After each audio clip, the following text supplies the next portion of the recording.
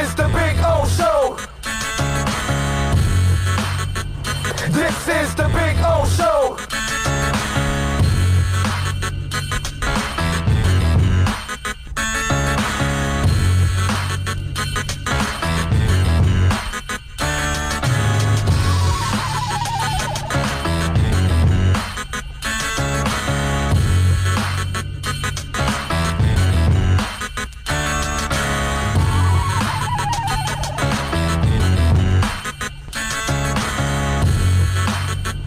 This is the Big O Show.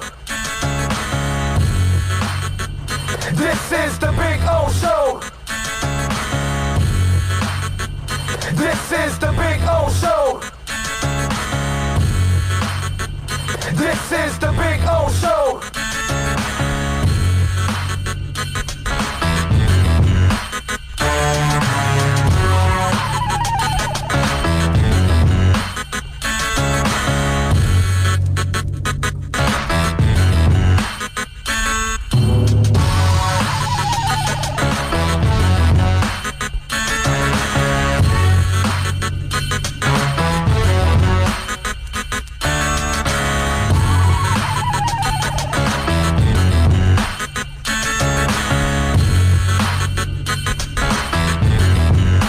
This is the Big O Show.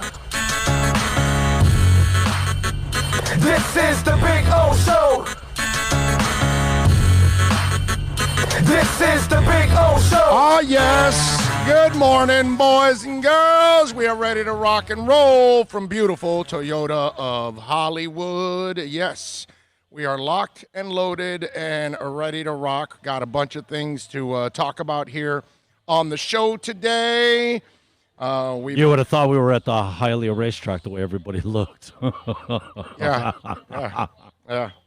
Yeah, and we will be there soon. Soon we'll return to all of this. NorCal sends me a text. Fan Club Weekend, November 15th for the Fins versus the Jets. Suck. Huge party November 14th at Bo Camper's location in Fort Lauderdale. There you go. Seems we did that just last year, if I remember correctly. Yep. And that was a great time, man. Hopefully we'll do it again. Hopefully we'll be able to do it this year, because that night we met Martin for the first time. Yeah, yes, yep. That's right. Yep. And let me tell you, one of the things that has sucked about all of this is that there's so much uncertainty. There's so much unknown. And that's because even the professionals behind all of this, they don't know what they're doing yet. They really don't have a grip on this because they are kind of learning along the way like the rest of us. You know what I mean? And that's the frustrating part for a lot of people because it's not fun watching the unemployment numbers climb in this country. It's not fun that the frustrations are building for a lot of people that are out of work, owe a lot of money in bills. And I guess some people are getting tested with their relationships too, right? Because they're stuck at home with their loved one and maybe they're realizing, I don't love him or her that much, that kind of stuff. I could spend 4 hours with you, but not 24. Right, exactly. You know what I mean? So it's one of those deals, and it's tough, man. And I know it's frustrating for all of us, and somehow or another we've got to get back to some kind of normalcy in all of this. But it's a way we got to figure it out, and I don't know how to figure it out, but we've got to get people going again. We've got to get the country going.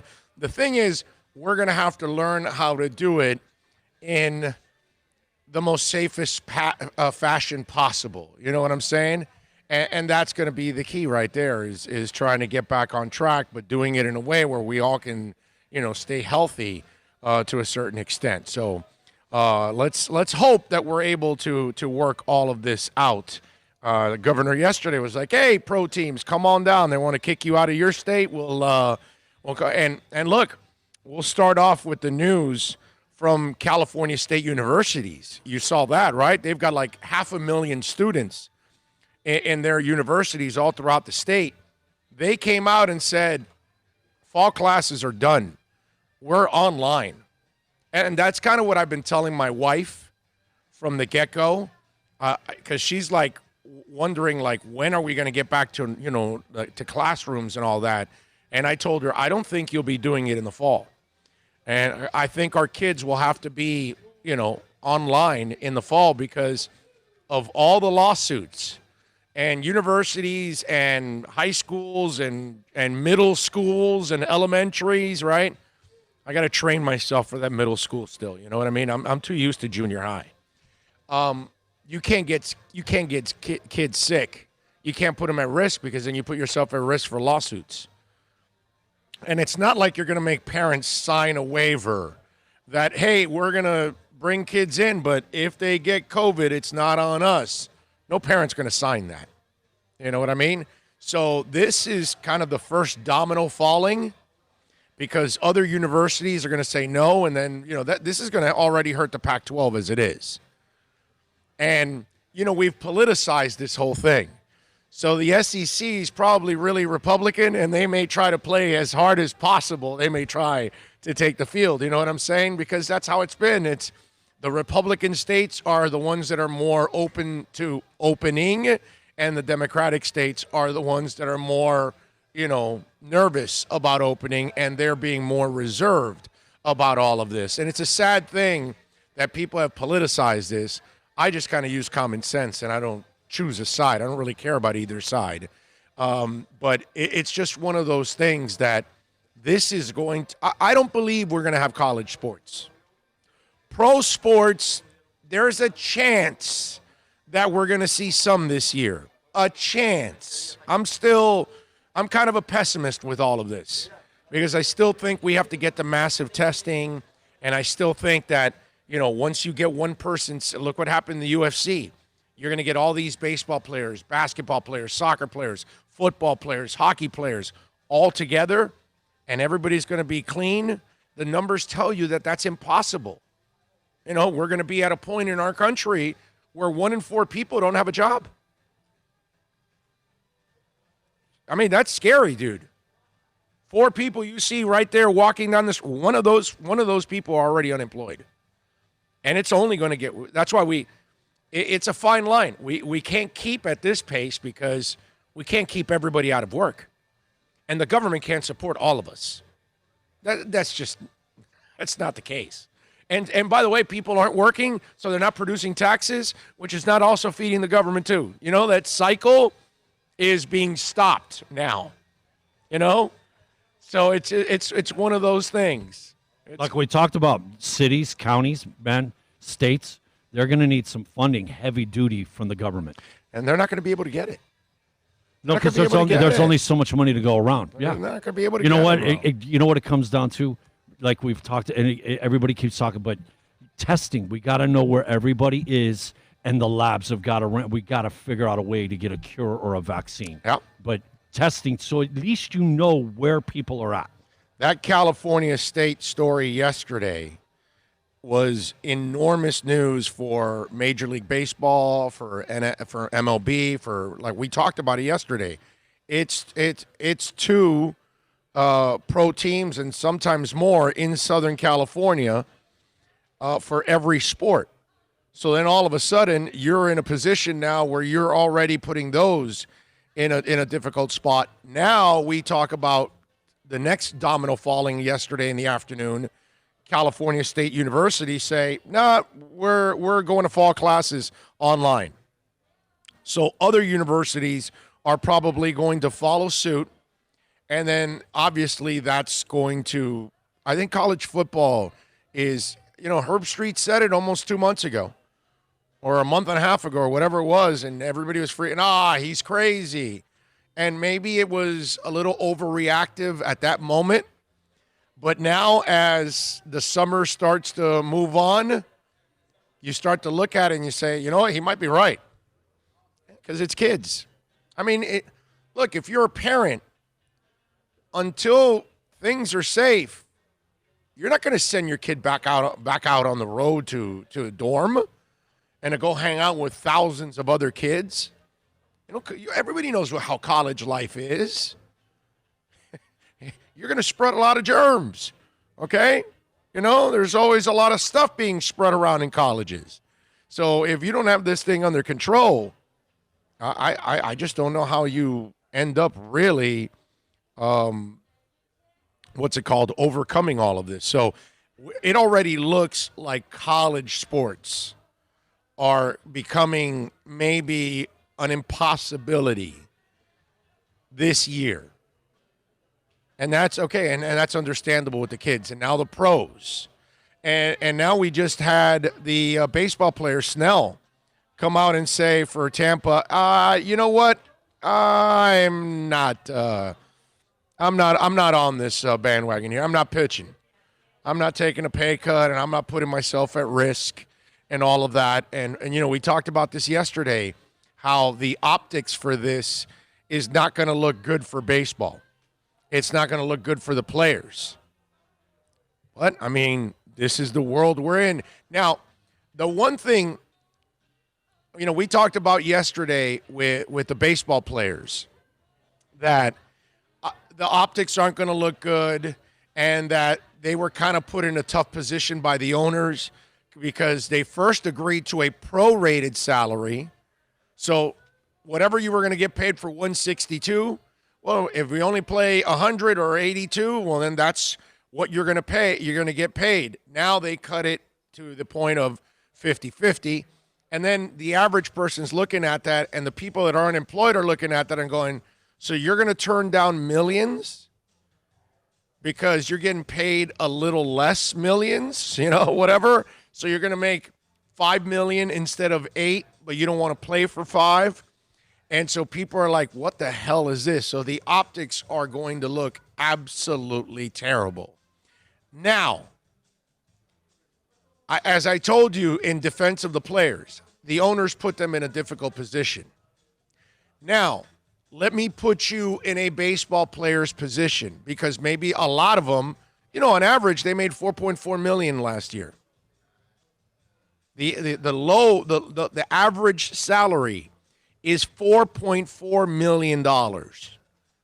So they made good money last year at the lowest point. Think about this, ladies and gentlemen. Now, I want you to think about all of this now, okay, before you slam the players. This is kind of weird that I'm actually taking the side of the players on this. One, I already told you on how the owners reversed the whole agreement a couple of months back when, hey, it was prorated, now it's 50-50, which is less money for the players, right? But then I want you to think about this before you slam any of the baseball players, okay? Put yourself in their position. Last year, you made $4.4 million. Last year, you made $8 million. Last year, you made $10 million. Last year, you made $20 million. Last year, you made $30 million. Whatever your salary structure is. Worst case scenario, it was $4.4 million. Or $4 million. Or $3 million. You got money in the bank. Well, you should. You should, but that's what. Maybe that's where that's coming from. Is my point. So if you work for a garbage company, okay, and you made $8 million last year, or $1.5 million, and you know you only spent a couple $100,000 to live, and you got a couple million in the bank because you've been making 1.5 for several years or 8 million for several years, and you got some money in the bank. And they tell you, no, we need you to come back to work for a pay cut. And you say, you know, no, I'm not coming back to work. I got money in the bank. My family is safe. I'm good. I'm going to hold off right now. Isn't that what a lot of baseball players might be doing? They might be saying, no, you got to pay me or forget it, bro. I got money in the bank. I can wait. Risk ain't worth the reward. Right. So for those baseball players, which is probably a lot of them, that they've got the money in the bank and they can actually sit out the year and wait for a vaccine the following year or wait till the situation clears up. Do you blame a baseball player for doing that? Wouldn't you do that? Right? I mean, I know that if I didn't have to work, I wouldn't work. I'm serious. Well, just about anybody, I think, would. The majority. But majority. Okay, but let's not make it sound like these baseball players must go to work. They must entertain my boredom. right? I think that's basically what we're doing to all of the sports. Right? No, we need them to come back because I'm bored. We need them to come back because I got nothing to watch. We need them to come back because it's for my entertainment. Get out on that field and entertain us. Right. You don't care if they're sweating, colliding, possibly getting COVID. You're home. Put COVID on that ball and throw it into the shortstop. Right. You're home. You're on your couch. You don't care. They're getting paid. But you don't care if they might be risking their lives. You know what I mean? It's the Roman gladiators. We're back to it again. That's all. It's like we're in the Colosseum. We're being entertained by the gladiators, getting mauled by tigers and lions, and we're all cheering, and we don't care. So some baseball players, or a lot of baseball players, might say, you're Mike Trout. You're one of the best players in the game. Do you really need to come back to baseball this year? If it's not safe, you got a great life. You got a family. You got bank. You own a bank. Right? You're Mike Trout. You own a bank. You don't have a bank. You could if you wanted to, no doubt. You own a bank. Okay? With a nice fleet of Brinks trucks to move your money around. So you're Mike Trout. Why should you play? Why? You tell me. Oh, for your entertainment, he should play. Not because he needs it. He doesn't need to play baseball. He doesn't need to prove anything to anybody. He doesn't need the money either. I mean, it's nice to make an extra $30 million, whatever he makes. I get it. It's fantastic. And Moreno is happy to write that check because obviously he produces for him. But, it's so quick because I hear media members and I see fans and they're tweeting and texting me and, these baseball players are wrong. Well, I get it. The optics might look bad, but you got to factor in more than just this and that, man. They do have families, right? Yes. They do have families, and they do have parents, and they do have a wife or a husband or kids or whatever it is that any of these athletes have. They do have the things that we have, right? When I go home, I get to hug my wife and my daughter and my 4 dogs, and that's really important for me. That's my security blanket, how I feel good every day because I get to go back to my foundation. You know what I mean? The people that love me, the people that support me no matter what, that's important to me. Players have that too. And, the guy that has $10 million in the bank and has a family says, I'm good. Isn't that what Andrew Luck said? I'm good. I've taken enough of a beating. I'm good. Meanwhile, Colts fans are going, how dare you quit? We need you. He's got money in the bank already. He's a super smart guy. He probably has his degree. He has options. I'm good.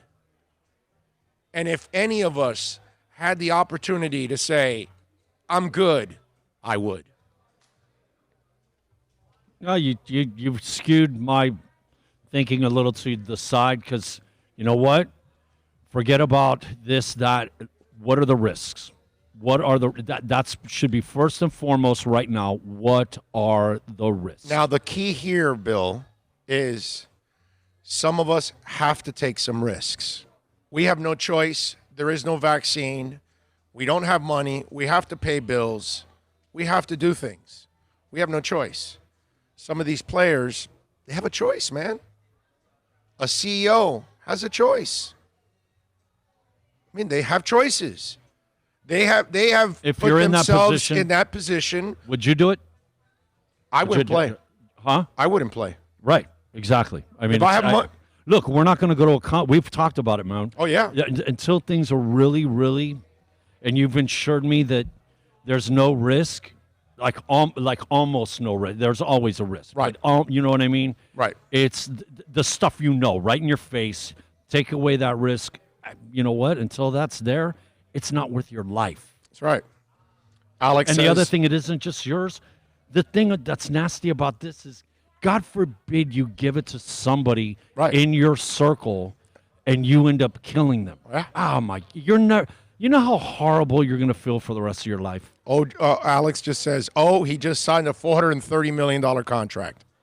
He's probably talking about Trout. Oh, is that all? So if I'm Mike Trout, I'm like, Near a half a. I don't need it, bro. I don't need it. So before you slam these baseball players, how dare they? Yeah. You know, they've got plenty of reasons to say no if they want to. And if they're in the bank and it's nice and fat, then you got no problem with that. I get it. I totally understand it. 786-322-1105 if you want to get in on the accidentlawfirm.com text line. That's 786-322-1105. Miami Miracle is in the house. Matthew Walker, Gus 1388, Myron Sanchez, Flipper 13, Ian from Brooklyn, Drubo, had a day from hell at work, but my relief is here. Yes. Oh, thank you, Drubo, for calling us your relief. I appreciate that. NorCal says, good morning, Big O and Bill. Big O show and crew and listeners. He's got love for all. Matthew Walker says, Glover Teixeira kicked Anthony Smith's ass last night. Referee should not have let it get to the 5th round. I did not watch, actually, last night. You know what they did? I completely missed out on it. I saw the highlights. I didn't last night. even see the highlights. I yet. stayed up and watched SVP, but situation, broken orbital bone, Yeah. knocked out 2 teeth, and I think his nose. And the guy said, when you got 8-10 scores on rounds, there's a point where you can't win. So save your guy, man. Yeah. Don't leave him out there to get pummeled. It's such a tough man's sport, you know. It's just, you know what? It's so against waving the white flag in that sport. The thing about it is, man, those women and those men are really tough human beings. oh, they are literally gladiators. Yeah, they But are. They are tough. you know what, though? Hombres and women, man. Sometimes you got to save a guy for you. No, I get you. I get you. Somebody's gonna get killed. I get you, man, but and it ain't worth. This It's is so a sport. testosterone filled. Yep. Yeah. That's what, even hard. even on the women's side. Okay. NorCal says, I might be planning all of this for nothing, but I'm optimistic the world will be healing and events will take place no matter what. I love planning for events for the FinLaws. There we go. We love you, NorCal. Keep planning it, man. We got to plan them because it might just happen, man. It might just happen. Dean G says hi to everybody. Esta Fins is chiming in. Lots of folks. Omar Lopez. Let's see what else. George Albanese. Okay. Gotcha, George. Call of Duty 1. My wife doesn't work at home and forced me to take 10% decrease in pay. I could care less what these players think. There you go. Joe Brito says, Big O, even before COVID, the trend was professional athletes are starting to figure it out, starting to retire early. These guys are set. Yes. No, you're right about that. That's why I said Andrew Luck. I'm out of here. Call of Duty says, I'm working and risking my life. Players are weak. Yeah, no. See, Call of Duty, you're not paying attention to what I just said. You have to work, and I have to work because we don't have millions in the bank, dude. Okay? So that's why we still do our live shows out of the studio and everything. But again, we don't have contact with people at all, pretty much. So that's kind of why we're also doing it, because we're as safe as you could possibly be, pretty much. And so we do it, but we have to do it. We have no choice, man. We have families to feed and everything. You know what I mean? These players don't have to. That's where you're missing Call of Duty. You and I have to work, and Bill has to work, and a lot of people here have to work just to keep their heads above water. That's what we're doing, because none of us are rich. You know what I mean? If I was rich, ladies and gentlemen, I would not be here right now. I would not do the show. Maybe I'll do it from home or something, but you probably. what? I would not be doing a road show. It would probably be a couple times a week. You know what I mean? Yeah, I would, but just have something to do. It would be like, a I hobby. can see myself doing it at home. Oh, yes. But on the road, Actually, have to, go out. This is where honestly, that No stay dice. at home thing. That's as soon as you open your door and you walk outside, man. That's when the risk comes into play. right? No doubt. Yep. Alex says, so Mike Trout is being super smart. Well, if he chooses not to, I just used him as an example. He hasn't said he's not playing yet, but he doesn't like the risks. I know he wasn't a fan when we played that soundbite last month. He wasn't a fan of of being locked up for a couple of months and not seeing his family. And again, you got money. You can say those kind of things. And you're Mike Trout. They need you more than you need them. That's how bad baseball is right now. Cubano in North Carolina says, hey, Big O, I have choices. Speak for yourself. I either work and have a roof over my head or not work and live under a bridge. Choices, baby. Hank Goldberg's left nut says, if NBA and NHL come back and start playoffs soon, no one will care about baseball anyway. And right after those playoffs, the NFL will start. Only hardcore baseball fans will care about it. Yeah, you're right. Yeah, you're right. That's kind of one of those deals. I like food. It's good. Like to keep it, coming. Yeah. Super Boom Shack says, unfortunately, all concerts are getting canceled.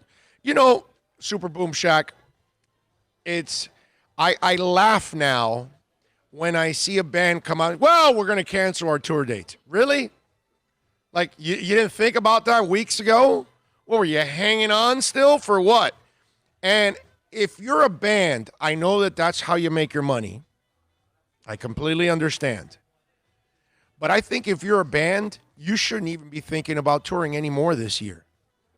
Your plan should start in 2021, and you should wait till late 2020 so you find out where we're at with virus and all of that, and you're going through winter, because then there's another round that everybody's expecting, and then that sets everything back, and then you're rescheduling everything again, and you're refunding for people and all of that.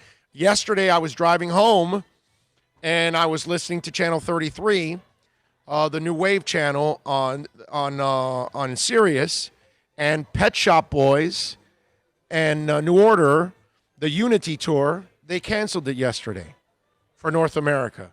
And I'm like, it's what I just told you. I was driving. You've been living under a rock? Like how long? Yeah, so they're going to schedule dates in 2021, which, by the way, I'm personally glad, because I missed the Pet Shop Boys the last time they came because I was out of town. I think I went for a boxing match in Vegas, and the Pet Shop Boys were here. I think it was. And they only toured to a couple cities in North America. They don't do a full tour, like 50 cities. No. It's New York, Miami, and L.A. That's all they did the last time around. I don't know how many they're doing with New Order, but it's not a lot. And it's not here. I'm going to have to travel for it. But I'm glad, because now I have the opportunity maybe next year to travel to go see Pet Shop Boys in New Order. You want to go? Anyway. You think? Yeah. I've never seen Pet Shop Boys. I'm not. To me, it's not really even about New Order. I've seen this version of New Order without Peter Hook several times. You know what I mean? And so it's not the end of the world for me if I miss them. But Pet Shop Boys is what I definitely want to see. If you remember looking at the set list, it was like one night was incredible, the other night was right, okay, yeah. right. And Pet Shop, never seen them, but that Arcadia album, man, I love that. Yeah. I I just watched a Pet Shop Boys concert about a week ago on YouTube, and it was freaking phenomenal. And I was like, all right, I gotta go see. So they still got the voices and it was last year too. Yeah, it was like a year ago, the concert, and it was absolutely fantastic. Jay Gelfin says, good morning, Orlando. It's concerning that everywhere they have lowered the restrictions or eliminated them, COVID-19 has had a resurgence. Well, if that's the way it's going to be. They went, we're going to bring them down to like 60 to 70,000. Now it's all the way up to 147,000. Because instead of shutting it all down and really, you gotta stay the course for this thing to go. We've gotten to a point where people need money. So now the thinking has changed for some people. not all, but for some. And they're willing more to open it up because of the financial problems that it's going to create. And where Trump is right, by the way, is that as this continues and as the bills pile up and the problems pile up, the suicide rate, the death rate, all that stuff starts to go up, divorce rate, all of that. So then we're in this catch-22 of, do we stay shut down hardcore so we can absolutely eliminate this, but in the process create all kinds of financial problems for us? Or do we sacrifice some lives to get some of the economy going back again? And that's what we've chosen. And so that's why it's gone back up, that it's going to go to about 147,000, which to me tells me it's going to go to 200,000 instead, because it's always going to be over whatever number they say. You know, they said 60 and we're already over 80 already. And we're on our way to 100 and we're going to have more, and that's just the way it is.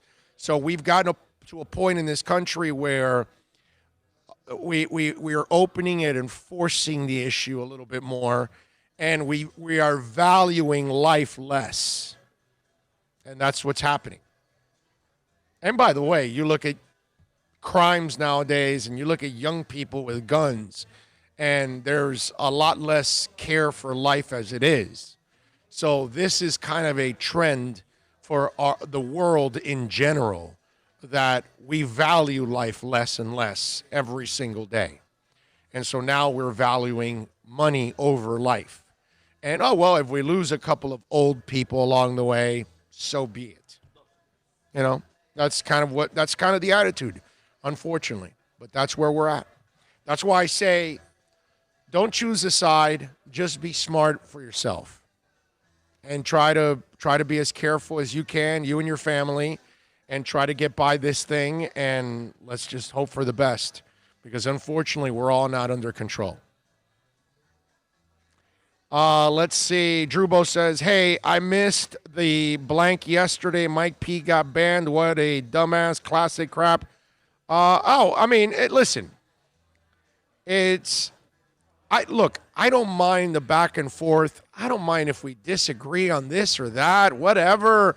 I'm going to say some stupid things. I'm going to make a mistake. I'm going to be wrong 100 times. That's fine.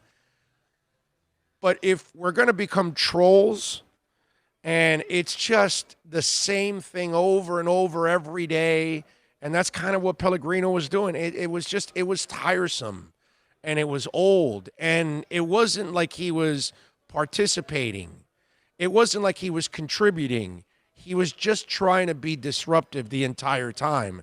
And so, look, man, the chat board is there.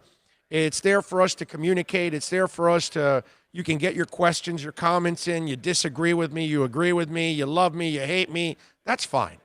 But when you start the trolling stuff, whether it's going after a stupid point and just want to keep hammering a stupid point away, or you're going after people, or you're going after me or whatever, and it's just a constant thing that there's really no rhyme or reason to it.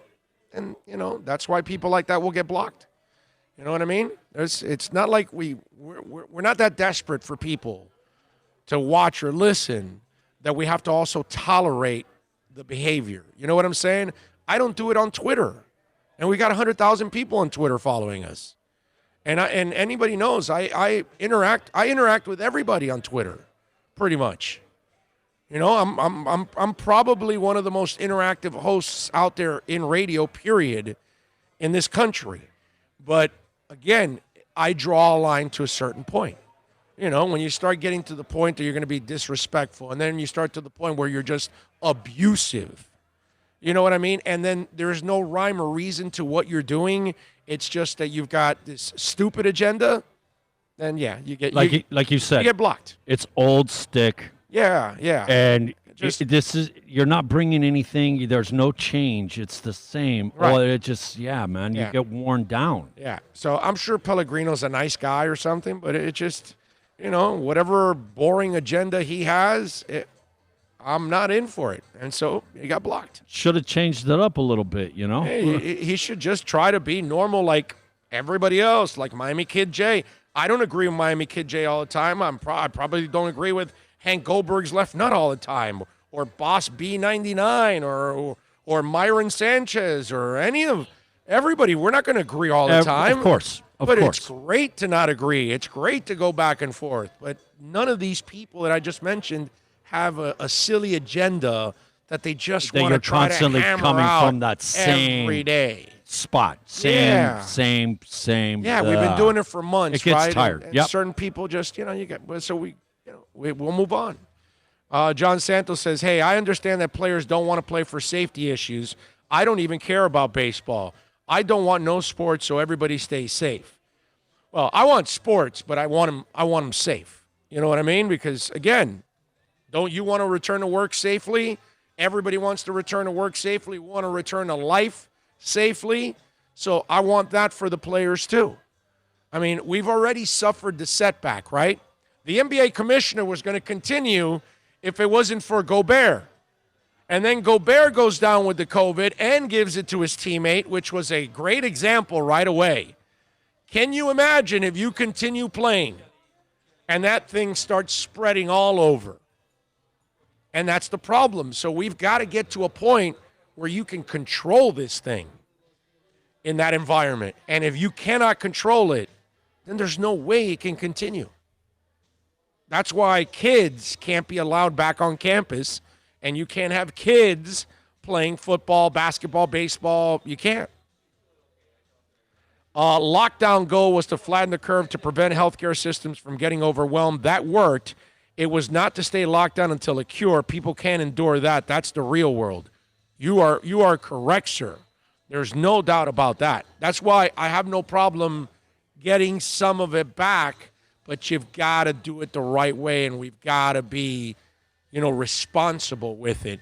You can't open up the beaches and things like that. We can't trust people, okay? So now we can get people back to work maybe, but in environments where we can control it, okay?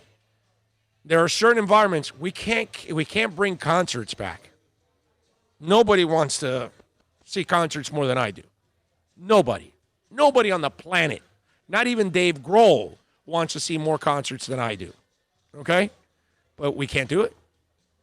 So there are certain things we can do, and then we have to be responsible about them, wearing our masks and all those kind of things. But, man, it just – I agree a lot with what Hank Goldberg just said there. Hank Goldberg's left nut. NorCal says, I know someone that died from COVID and diabetes issues, but they tested positive for C19. Did he really die from COVID? I say he would have died if he got a paper cut at that point of his life. I don't know. See, the problem is if you have an underlying condition, COVID just wipes you out after that. Like he's got asthma. I've got 5 stents in my heart. So he's got asthma. I've got a heart issue. If we get COVID, what do you think? So, yeah, we're already, health-wise, we're already at a disability. You understand? So things are going to affect us a little bit more than maybe the average person. So if you add COVID on top of that, that becomes the nail in the coffin, for a lack of a better term. You know what I mean? Mark my words, there will be a COVID generation stuck at home for months with nothing to do. What do you think is going to happen? Yeah? Well, we have the lazy people that normally were home already and weren't working. So for them, this is like nothing new. Myron Sanchez chiming in on the super chat. Thank you, Myron. I appreciate you, my brother. Here is for blocking Mike Pellegrino. He is nothing but an annoying troll making stuff up. So there you go.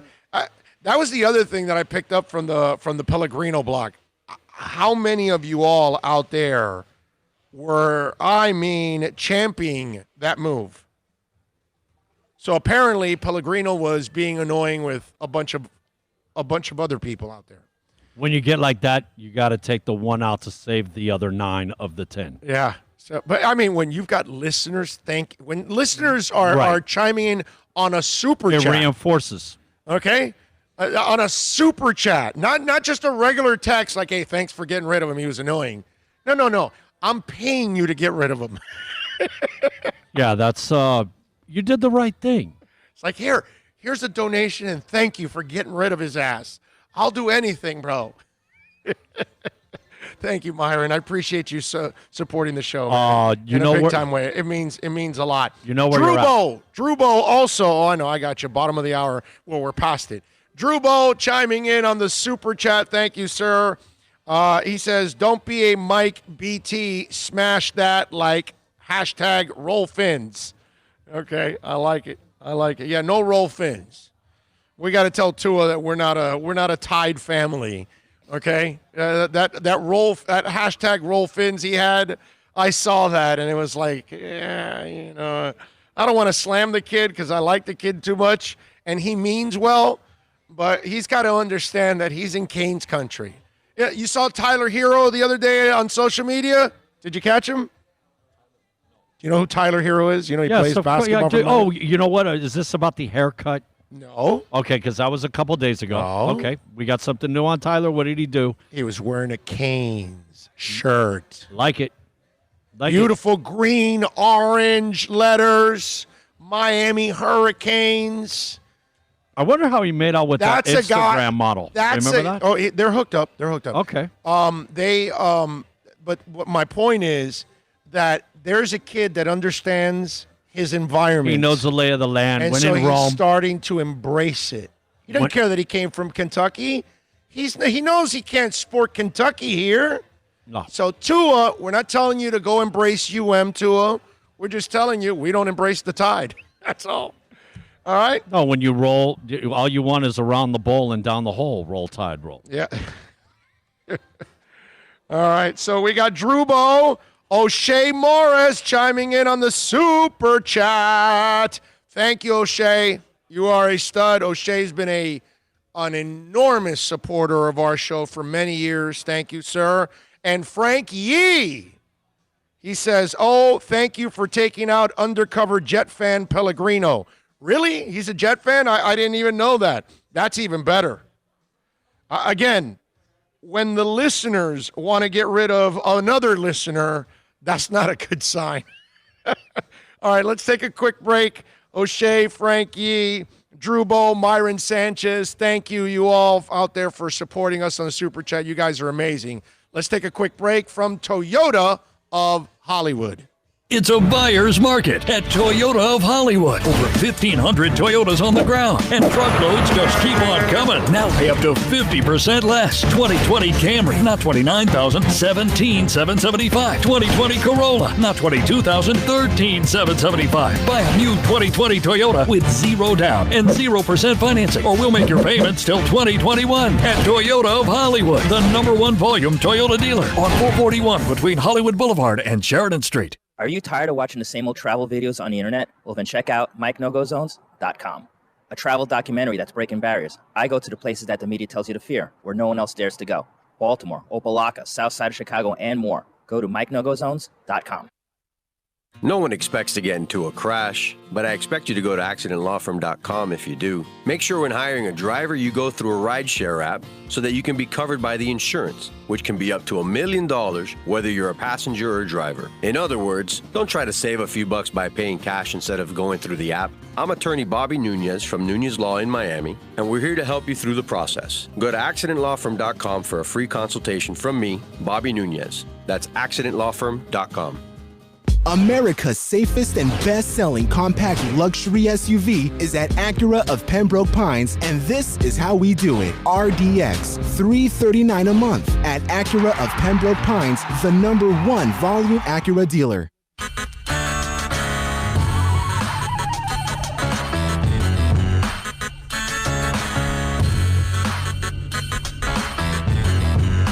This is the Big O Show. This is the Big O Show. This is the Big O Show.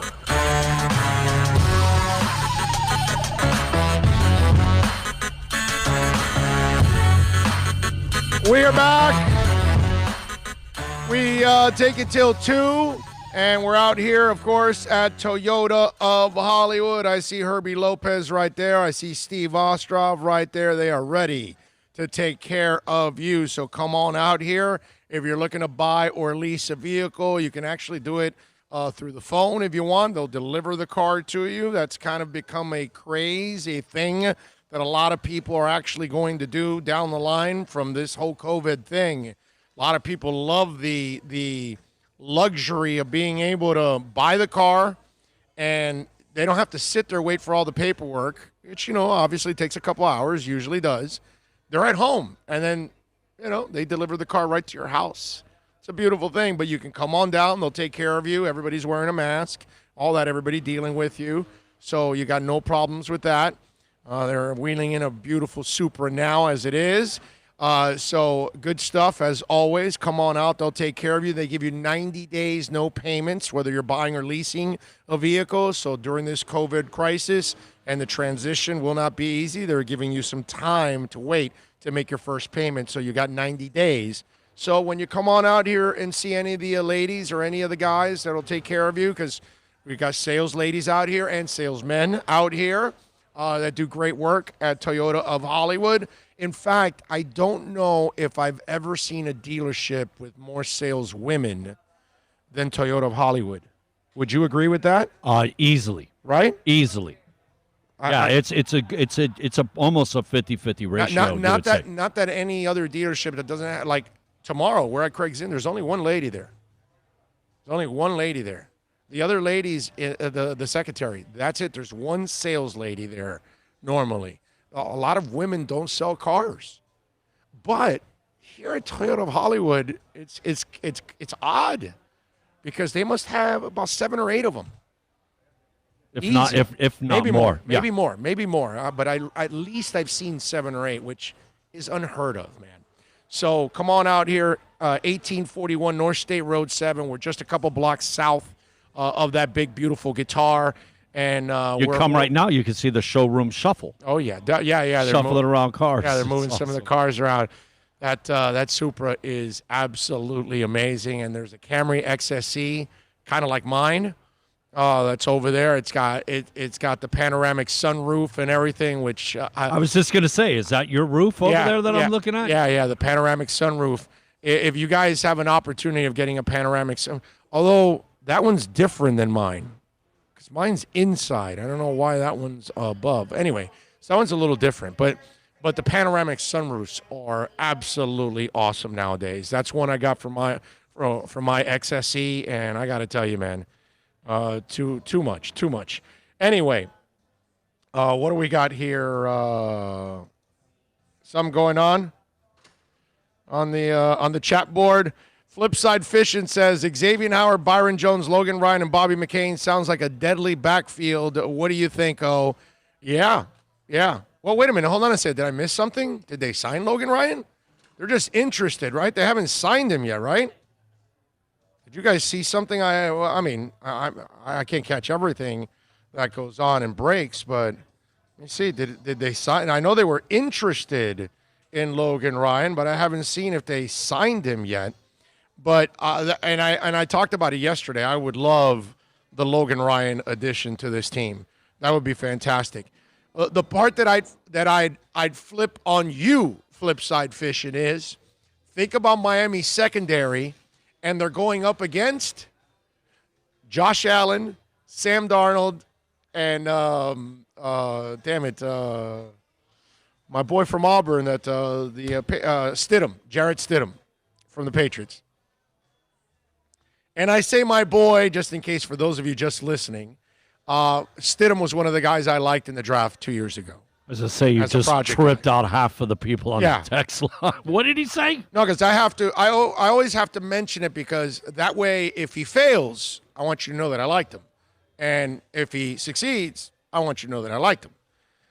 So both ways. You know what I'm saying? Just like I gave you a bunch of project guys that I like this year, I really like several project guys to try to take a chance on. Myron Sanchez says, Drew, I agree. I don't know. You guys are talking about something else. Manny Machine says, Governor DeSantis says NFL teams can use the University of Florida Stadium this season UF officials spoke with him on Wednesday.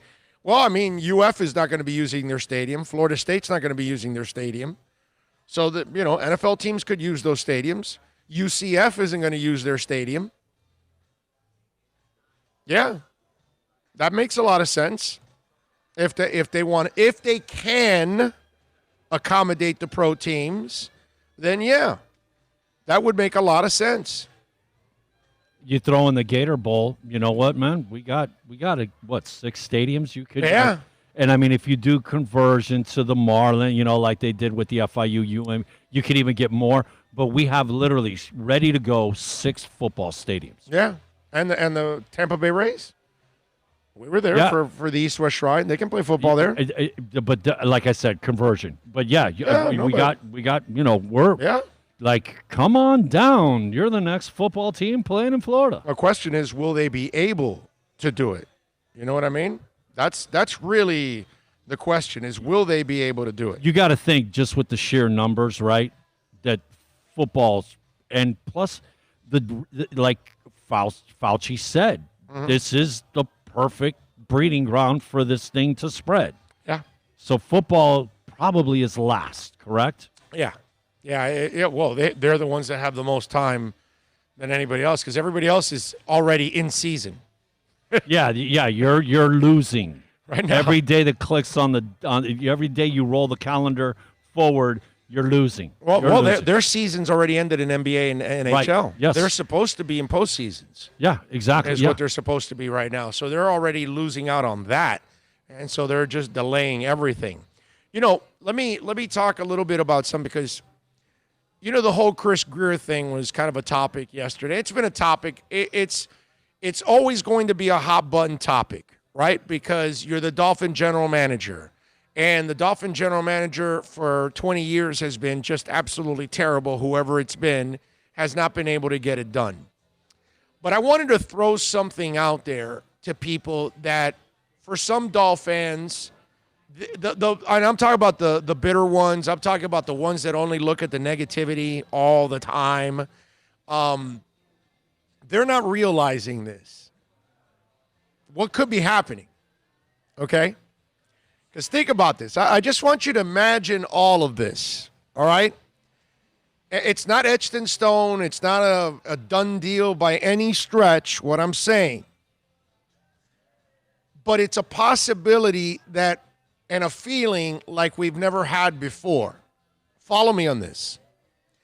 Since, Shula was pushed out, have you had a moment, listen, have you had a moment for the Miami Dolphins where you felt great about the head coach and felt great about the future of the quarterback position? Think about that. Because with Jimmy, you knew Marino was getting old. Plus, Jimmy's offense was so antiquated, he took everything away from Danny, whatever. Wanstead takes over, and I think a lot of us admired Jay Fiedler. I did, at least. I was a Jay Fiedler fan. I knew his limitations. I knew he wasn't a franchise guy. I knew he was the guy that you needed to surround him with a monster team, and he had a monster defense. He didn't have a monster offense, but that was something that he needed to improve a little bit more, and it would have helped him. But you never felt good about it. Any of the coaches that followed after that, the coach and the quarterback combination, you really never felt good about it. Ryan Tannehill was a kid that you rooted for because he was such a nice guy, but never did you ever feel for real, unless you're a blind-ass fan, that you had like a legitimate franchise quarterback. John Beck, whatever, all of that. Do you guys realize, and the super chat is lighting up, I'll get to that in a second. And do you guys realize this, that if Chris Grier hit on Brian Flores, which right now we have to say, wow, we feel pretty good about Brian Flores, right? I mean, you can't say for sure because it's only 1 year, and you can't say, oh, he's for sure the head coach and the guy we finally needed here. But at least you feel good about it, right? You feel good about the way he is able to control the locker room, the players, everything. The way he ran the team last year, you feel good about it, right? And then now to start year 2, he lands what we all think is a franchise quarterback. What is our problem with Tua? What's our concern with Tua? It's injuries. It has nothing to do with football. Most of us feel like, no, Tua can play. He can throw the damn ball. He's got accuracy. He's a great kid, right? I mean, all the other things are in place. I don't think we've realized this. I'm kind of getting goosebumps. Seriously. I'm getting goosebumps just thinking about it myself. Do you realize that in the last calendar year, if you end up hitting on Flores and Tua, we haven't had that since Shula and Marino. Not that Flores is Shula, not that Tua is Marino. Just the feeling. Just saying, holy crap, we have a coach and a quarterback. Oh, and by the way, I just want to say that if you do end up with a coach and a quarterback, that's because you have a GM. Okay? I'm just saying. I want you to think about that. Because all we ever do is think about A.J. Feely. All we ever do is think about Pat White and Cleo Lemon and, Chad Pennington put together with Scotch tape and Ryan Tannehill and every other quarterback that came after Marino.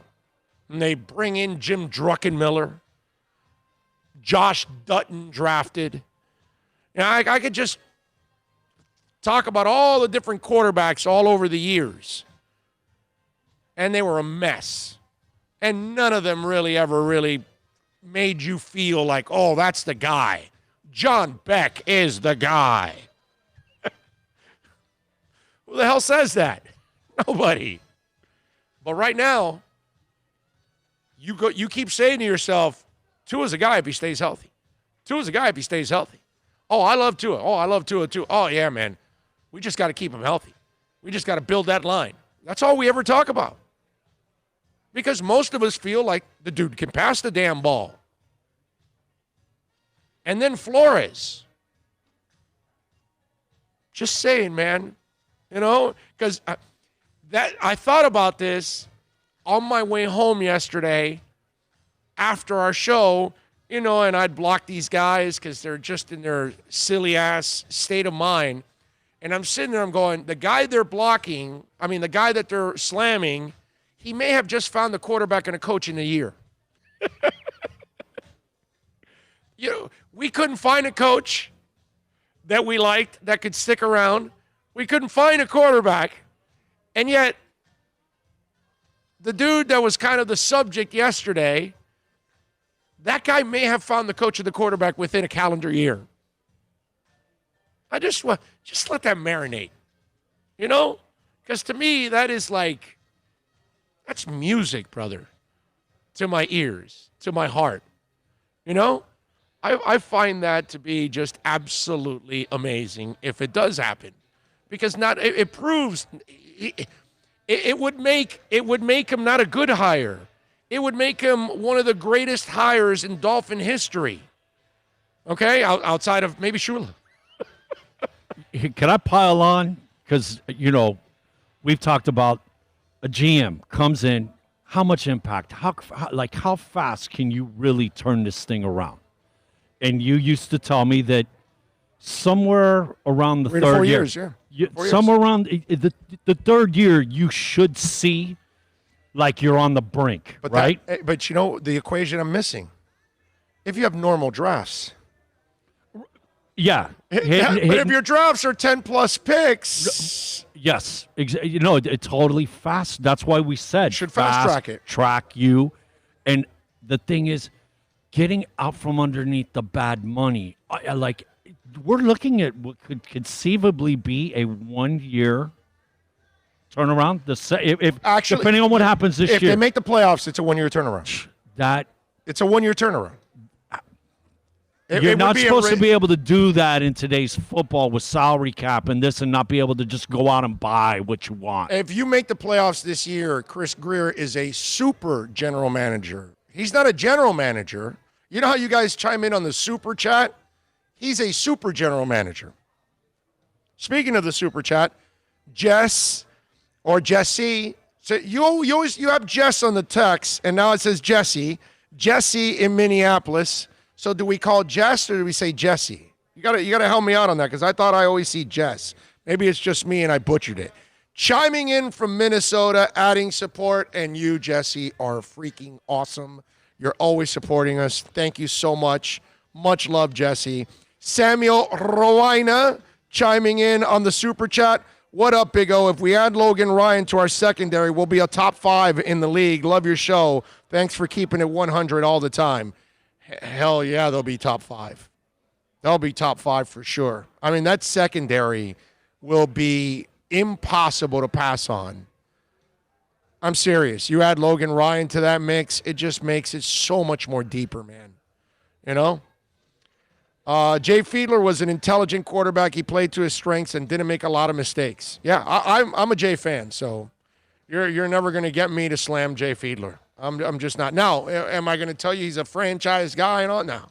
But I think if you had good enough around him, you can win with him. You know what I mean? But is he going to be a Super Bowl winning quarterback? That would, It's my favorite, Jay. You would need like the Raiders game or Tennessee. No, the Denver game, man. The record of the 350-yard field goals in the last 2 minutes. Yeah.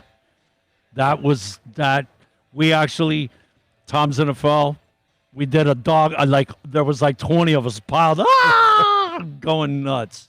Flipside Fishing says, I'm fabricating signs right now, and you're getting me pumped up, man. But it's true. I mean, for all the people that slam Chris Greer and all of that, the dude might have found his coach and quarterback in one freaking year. For 20-something years, we've been hiring fools in and out of that building to go find a coach and a quarterback, and they can't find it. Did Chris Greer find it in 1 year? I mean, think about that, dude. That's crazy. That is just, it blows my mind to think about that. If you really wanted to just focus in on what's going on and how bad we've been for so long, that if that guy found his coach and his QB in 1 year, that's just amazing. I mean, I got to say, San Francisco, it took them a couple of years, and it's amazing what they've done to build that defense, find a good head coach, and a quarterback. Okay? That stuff like that is awesome, what they've done in San Francisco. If Miami's in that trend too, wow, what a turnaround. What an amazing turnaround. All right, let's take a break. First hour, man, Super Chat very active. Myron Sanchez, Drubo, Frank Yee, O'Shea Morris, Jesse in Minneapolis, Samuel Rovina, all chiming in on the Super Chat. Thank you so much, as always, for supporting us. Let's get ready for hour number 2. We're coming to you live from Toyota of Hollywood, 1841 North State Road 7. Don't forget to visit my friends at VSS West Pines. We were there yesterday, 12397 Pembroke Road, just a couple miles west from here. And you can get all of your CBD needs there. So, look, there's a lot of pressure. There's a lot of stress, anxiety, all of those things. CBD can help you in that area with pain. So if you're dealing with some kind of pain, CBD also, remember, it's not a drug. It's not illegal. It's the medicinal side of the plant, okay? So don't worry about it. Call them, 954-613-3367. You can get off and go inside. It's, Spencer's meets Barefoot Mailman meets CBD, basically. It's a really cool little store. And not only that, they still have curbside pickup too. So if you want to call them at 954-613-3367, you can order by phone. Go to the website, vsswestpines.com, and you can pick it up curbside. You don't even have to go in. They want to keep you safe. They want to keep you happy. They want to make you a customer. get on down to VSSWestPines.com. America's safest and best-selling compact luxury SUV is at Acura of Pembroke Pines, and this is how we do it. RDX, $339 a month at Acura of Pembroke Pines, the #1 volume Acura dealer. No one expects to get into a crash, but I expect you to go to accidentlawfirm.com if you do. Make sure when hiring a driver, you go through a rideshare app so that you can be covered by the insurance, which can be up to $1 million whether you're a passenger or a driver. In other words, don't try to save a few bucks by paying cash instead of going through the app. I'm attorney Bobby Nunez from Nunez Law in Miami, and we're here to help you through the process. Go to accidentlawfirm.com for a free consultation from me, Bobby Nunez. That's accidentlawfirm.com. Are you tired of watching the same old travel videos on the internet? Well, then check out MikeNoGoZones.com, a travel documentary that's breaking barriers. I go to the places that the media tells you to fear, where no one else dares to go. Baltimore, Opelika, South Side of Chicago, and more. Go to MikeNoGoZones.com. It's a buyer's market at Toyota of Hollywood. Over 1,500 Toyotas on the ground, and truckloads just keep on coming. Now pay up to 50% less. 2020 Camry, not $29,000, $17,775. 2020 Corolla, not $22,000, $13,775. Buy a new 2020 Toyota with 0 down and 0% financing, or we'll make your payments till 2021 at Toyota of Hollywood, the #1 volume Toyota dealer on 441 between Hollywood Boulevard and Sheridan Street.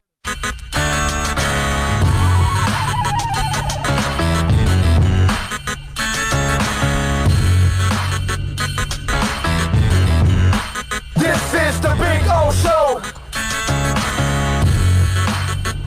This is the Big O Show. This is the Big O Show.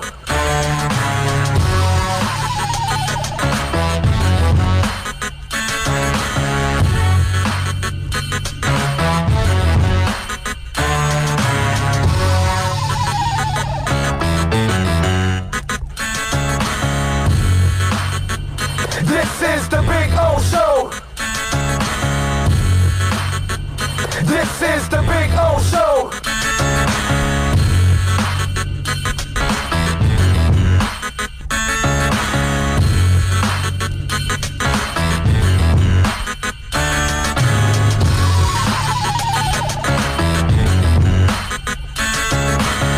All right, we back.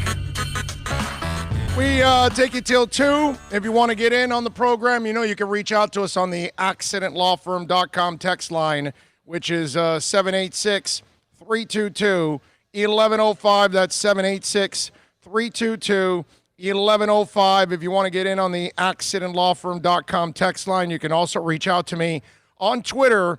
That's at Big O Show. Many ways to chime in. Also on the YouTube chat board, if you're watching the show on YouTube, as always, we appreciate all of you always chiming in and watching us here on YouTube. And what's this? Could Russell Wilson be traded by the Seahawks? What kind of crap is that now? It says last week Chris Sims unwittingly lit a slow-burning fuse while he and I tried to identify during an installment. The university NFL players are currently untradeable. Patrick Mahomes, check Lamar Jackson, So how about Russell Wilson? He has a no-trade clause in his current contract, and there's a reason for it. As Sims said during the conversation, the Seahawks talked to the Browns about a potential trade that would have sent Wilson to Cleveland for the #1 overall pick in the 18 draft. Per a source with knowledge of the situation, the Browns contend that the idea was floated conceptually, but that the discussion did indeed happen. At the time, the Seahawks were staring at another extension for Wilson, one that would result in a year later in a contract with new money valued at $35 million per year, and the placement of a no-trade clause in the latest contract was indeed influenced by chatter regarding the potential trade to Cleveland, we're told. That said, some of us close enough to the situation to know what may have happened believe that Wilson eventually will be traded. Intriguing potential destinations would include, in our view, the Cowboys, Raiders, and Saints, or as Sims, any team that doesn't try to establish the run for 3 quarters and then ask him to save him in the 4th. Now, man, can you imagine them trading Russell Wilson to Cleveland because you have to give him a new contract? I mean, you know what you got? Look, they did a good job of drafting early, and that's how they were able to build those teams that unfortunately did not win more championships because only one is kind of a shame with how loaded that team was in that defense. And, we all know they should have won the second one, and they didn't. Obviously, one of the worst calls in the history of the Super Bowl, and that's why they get what they deserve. You don't get more in the bag than that game. No, that was just stupid right there. You had to hand it off to Lynch and just shut the hell up and win the damn game. But to be so short-sighted that way, look, if you have a great quarterback, as an organization, what you have to do is you have to be great in the draft year in and year out. So that way, look, I get when you're trying to get rid of a quarterback at the end of his career, that maybe he's hanging on too long and he's not good enough. That I understand. I really do. I understand that one. I don't understand when it's a guy that can still play for you. I'm not a fan of that. And I'm not a fan because in today's world, I get it that if you have to pay the quarterback, it kind of sets you back. But that's the way you win with a quarterback more often than not. And so what you have to do is be exceptional in the draft so that way you're not tied to a lot of long-term contracts outside of the quarterback, only a few of them, and you can turn over some of that talent every few years around the quarterback, refreshing that and keep those cap numbers down with other players. But you can't go cheap on the quarterback. If you have one like Russell, keep it. If it's Kirk Cousins, okay, he's a nice quarterback, but he's not an elite guy. If you have one of those guys, the odds of you staying the same or getting better are slim and none. Yeah. I saw an interesting stat this morning, according to blah, blah, whoever, whatever, there has never been a Super Bowl team that's won with a person that takes 15% of their cap. Right.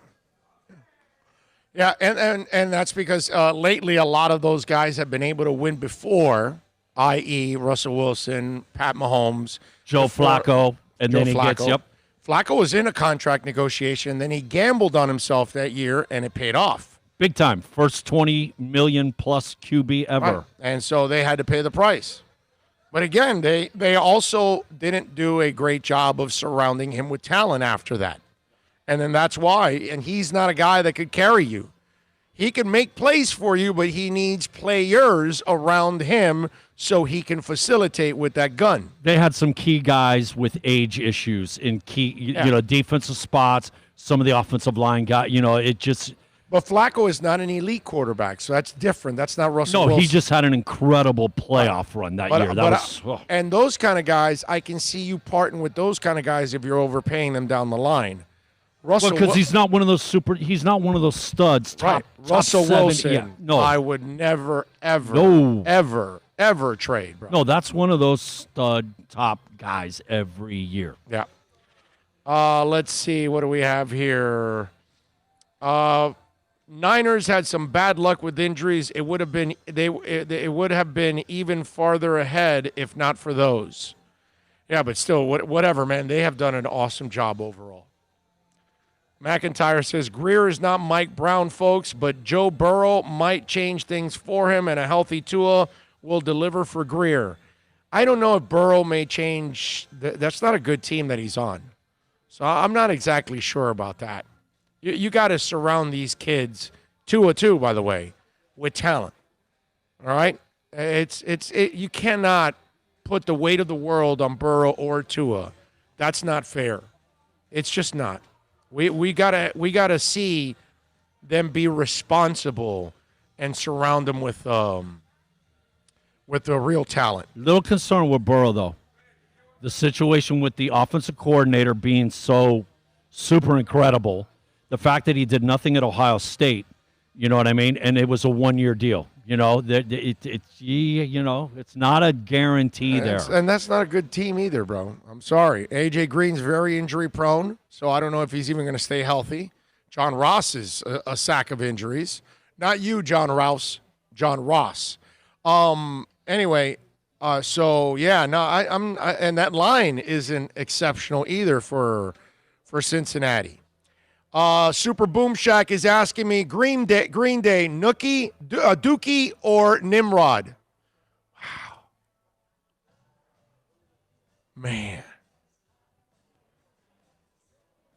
wow, that's tough, dude. Slight edge the Nimrod. Slight edge. You know what I do when we're in that situation? Dookie is awesome. Look, you just go A, B, C. That's it, man. Be like an outline. You got 1A, 1B, 1C. I got to tell you, I love American Idiot. I think that's the name of the album, right? Isn't it American Idiot? That album is exceptional. Doesn't it also have Boulevard of Broken Dreams? That same album? Look it up for me. I think that one American Idiot is a really good album too. I enjoyed that one, but I'm gonna go Nimrod. Okay, you made it tough for me again. It's not easy because those are probably two of their best albums. Alex Opelia. Wait a minute. Oh, message retracted. Okay, I was about to read it. Matthew Walker says, not to mention Zach Taylor is not as good a coach as Flores. I agree with you. Myron goes with Dookie. Can't argue with that, bro. You know? Big O, good on players on first contract. Best scenario to win. Is that right, Big O? Yes. I mean, your best scenario is, yes, before you have to pay Tua in year 5, you want to try to win the Super Bowl in the next 4 years. Yes. No doubt. But the good thing about it is, with all these picks, last year, this year, and next year, if you load up the team the right way and you're able to hit on a lot of picks, you're going to have an opportunity to win a lot for a long time. And that's the beauty. And this is where you start the cycle. This is where, okay, you do well on these drafts, but you have to continue to do well on the following drafts. So that way you can part ways with certain guys, pick up compensatory picks along the way for those guys, and then keep that cycle going. But you've got to be exceptional in the draft. You cannot go several years. You can have a year where you didn't have a good draft, but you can have multiple years. Like the Bengals. You saw the Bengals spent all that money in free agency this offseason. Do you know why? Go look at their last 3-4 drafts. The last 4 drafts were terrible for the Bengals. And they have nobody left over to sign. So they have all that money and they have to hit the floor. So I was misled by this. I was wrong. I thought they were spending money because they wanted to surround the young quarterback. No, Marvez enlightened me on this. The Bengals draft, I didn't know because I didn't really look that deep into it. Their last 4 drafts, garbage. They have almost nobody left over from the last 4 drafts. So guess what? They haven't had to re-sign anybody. So they have all that money left over. So they had to spend it in free agency to hit the floor in the NFL. Go Belichick. Yeah. American Idiot. Yeah, Boulevard of Broken Dreams. Yes, man. Get Me Novocaine. Yes, man. This is a good album, actually. I like this album. This is a really good album. So it did have American Boulevard of Broken Dreams. That's a really good album, man. I think actually it's an underrated album of theirs. Because obviously Dookie and Nimrod are like masterpieces. That's how you have really good bands. They have albums that Van Halen. Can you say Van Halen 1's better than Fair Warning? Diver Down. I mean, I love Diver Down. Oh, yeah, definitely. Full Bug. Yeah, bro. Little Guitars. Diver Down's actually underrated. Yes. Because the B-side of Diver Down. You know what killed the Diver Down? When there used to be B-sides. The B-side of it was freaking phenomenal, bro. And most of those songs weren't radio songs. The thing that killed Diver, and I can remember when it came out, was the Dancing in the Street and Pretty One. It was like, man, why are you still doing covers? Your guys' own stuff is so good. Like, but they've always done covers. They always have. I know. But those were the ones that got radio play. Man, but you get into the album, man, Diver Down's got just some songs. Full bug is. But Was it Drop Dead Legs? What is it? Drop Dead Legs. Oh, yes. Man. God, Cathedral. Oh, Cathedral. Awesome. I'm with you. I'm with you on that one. Insomniac is okay. I agree. Mark McIntyre, yep, make no mistake about it. Mike Brown is not good at team personnel. Phil Montgomery says, think we can make a 49er-style turnaround this year? My brother, Miami does not have the Niners line. That D-line for the Niners is special, bro. And nobody on the Dolphins right now is Bosa. So, no, not yet. You know, they've been at this for a few years now. This is what, their fourth year now or fifth? That secondary Lynch is taking over, but that D-line for San Francisco is special, dude. Miami's not there yet. Although our secondary may help somebody look and mimic Bosa because. Yeah, but I have to be honest. Miami's D-line is nowhere near San Francisco. San Francisco's D-line is special. No, that D-line, the last time we saw a D-line like that was the New York Giants, right? Yeah. With that much depth. Yeah. Joe Brito is in the house. Joe Brito, thank you, sir, chiming in on the Super Chat. Big O, you guys stay safe. Great show.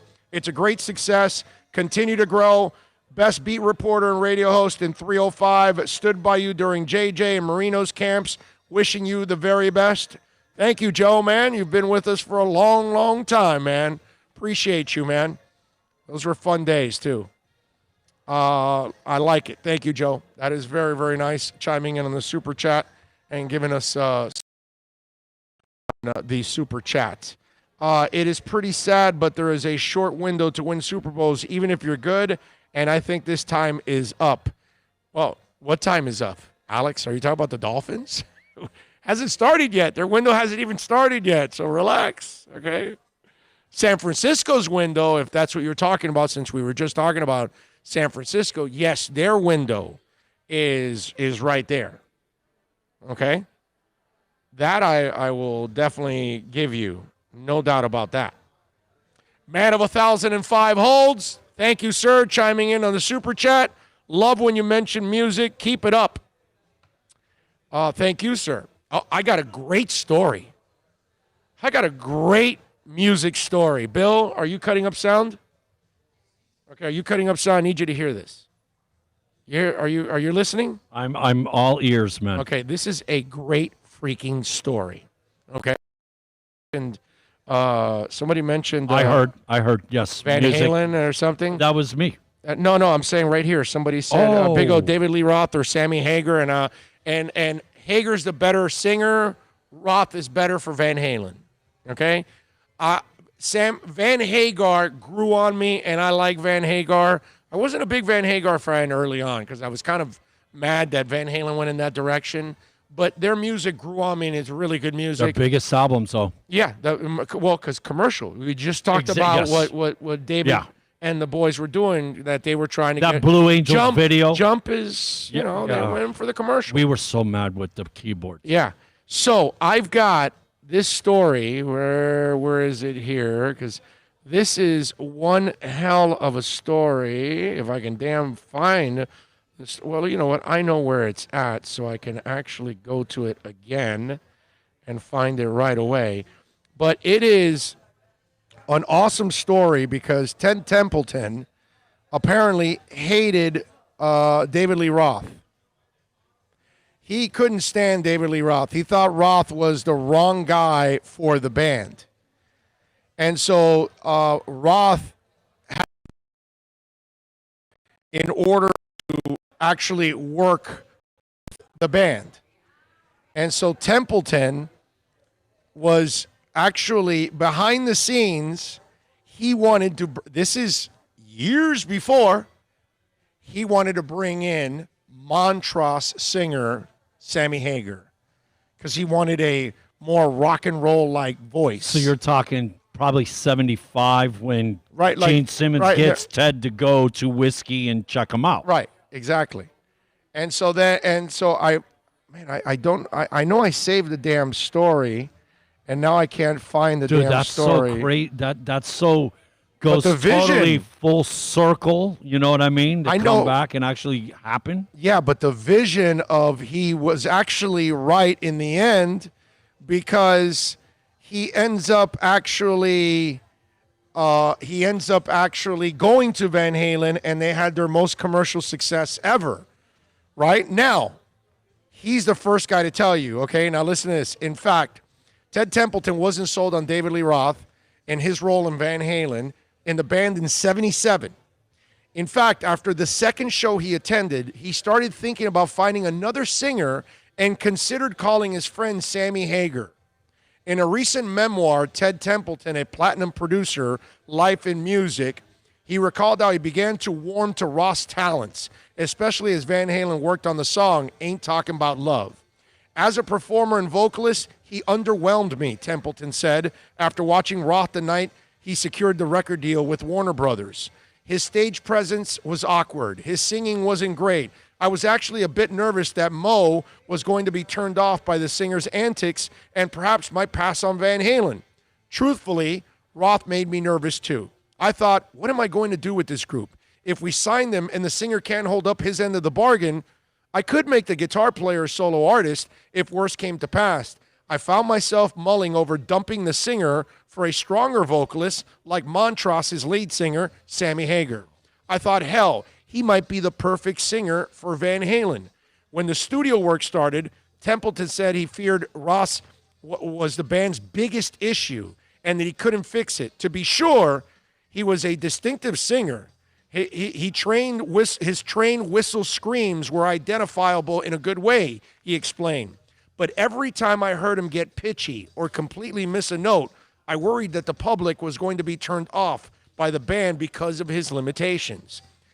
Despite being tempted to pick up the phone on a number of occasions, Templeton never quite got there, and then Ain't Talking About Love came up.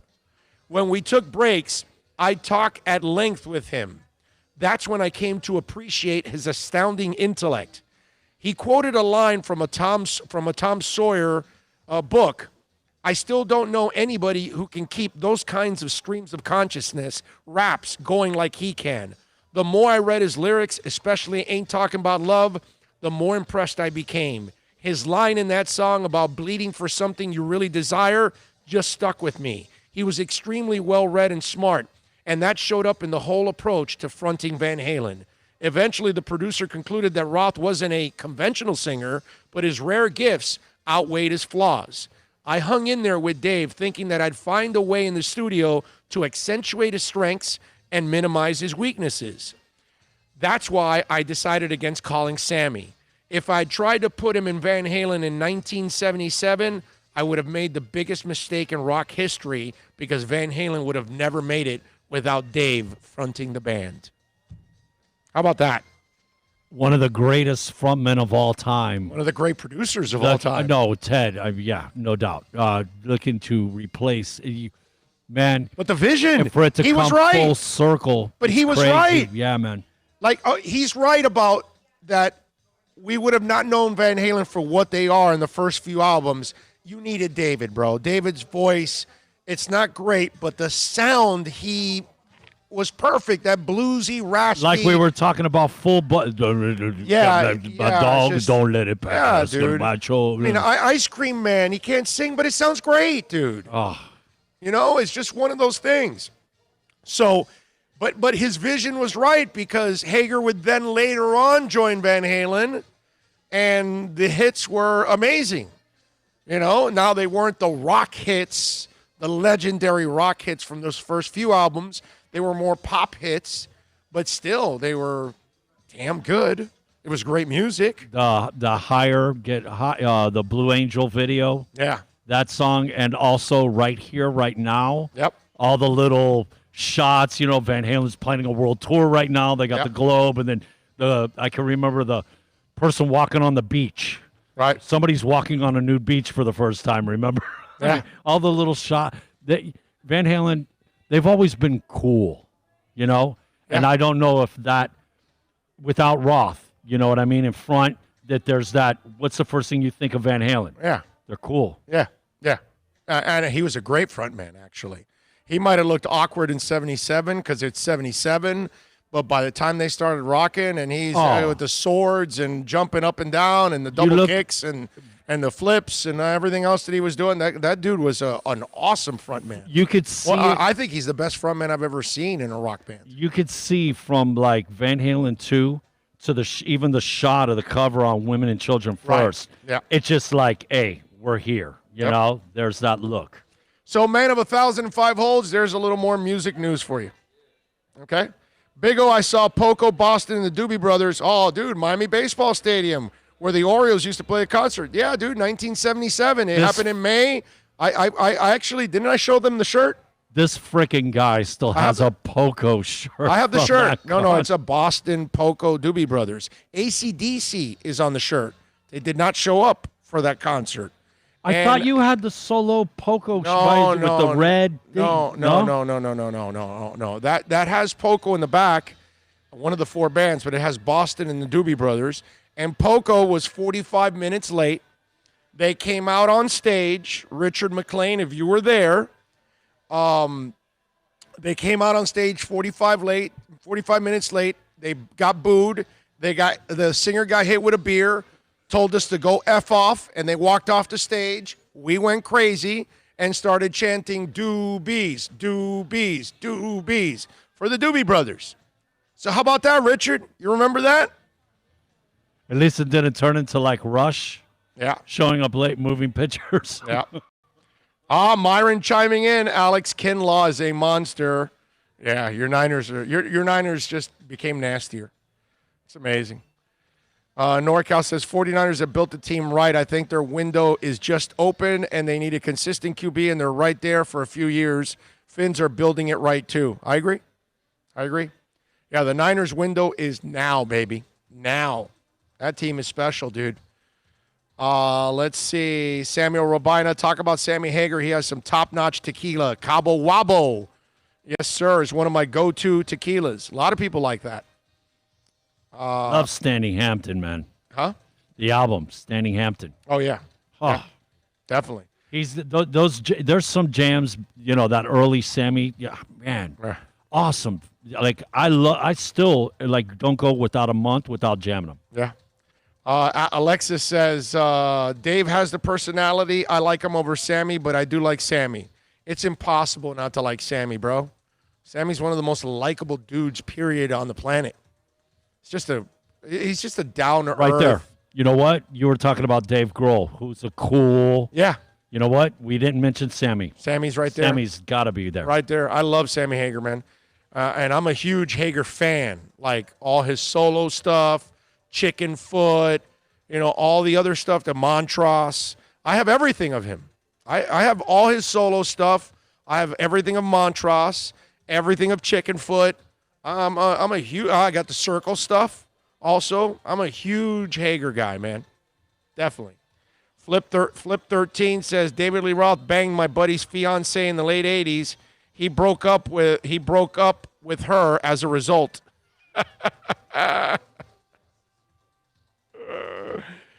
Well, we could, that's very possible. That can happen. And you can't blame her, right?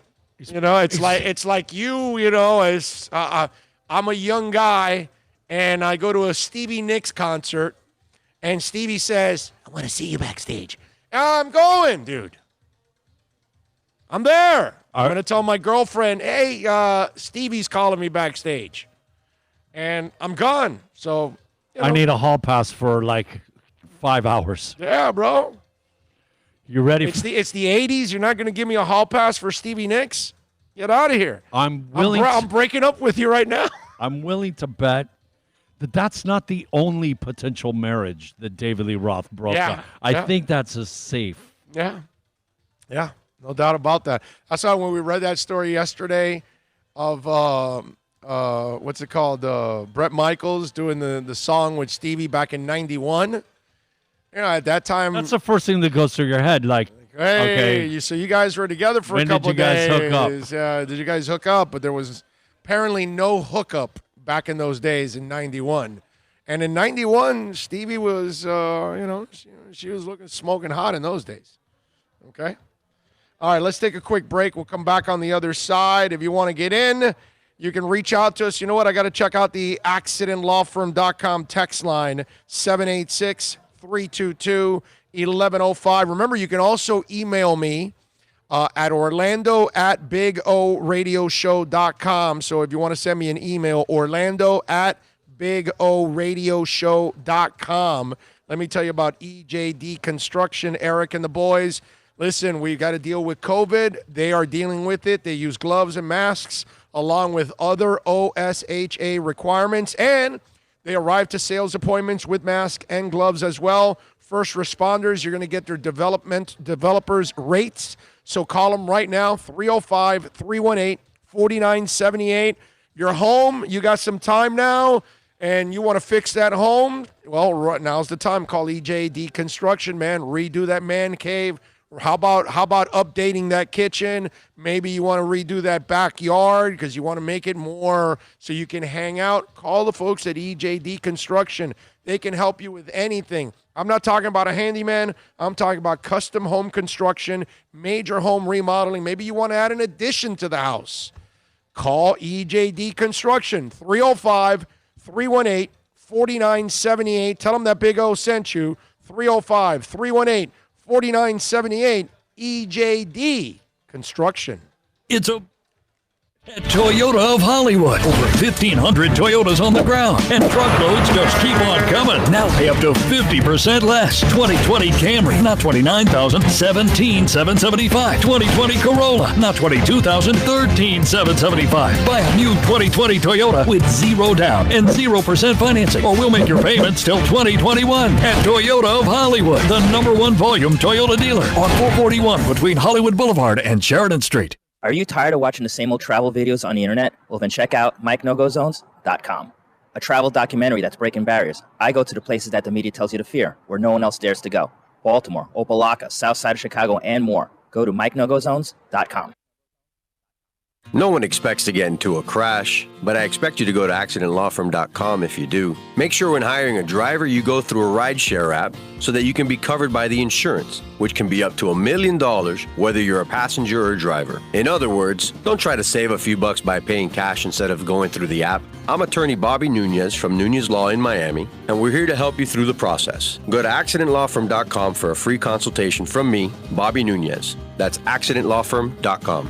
America's safest and best-selling compact luxury SUV is at Acura of Pembroke Pines, and this is how we do it. RDX, $339 a month at Acura of Pembroke Pines, the #1 volume Acura dealer.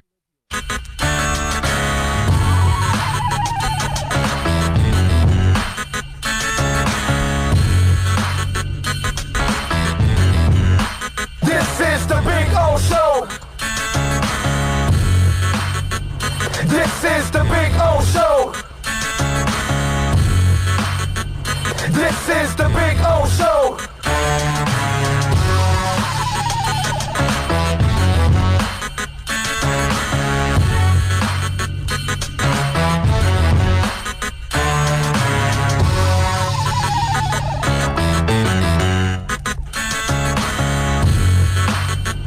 This is the Big O Show.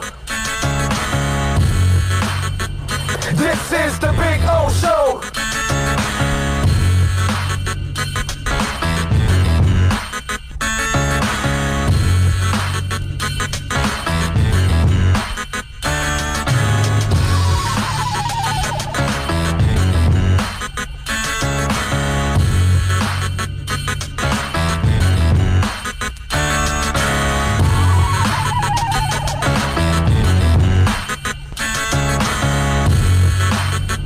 This is the Big O Show.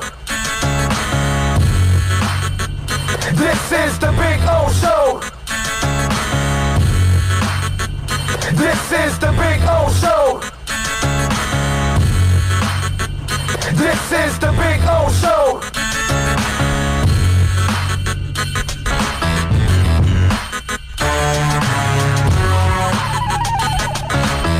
right, we're back. We're coming to you live from Toyota of Hollywood, 1841 North State Road 7. Come on by and say hi.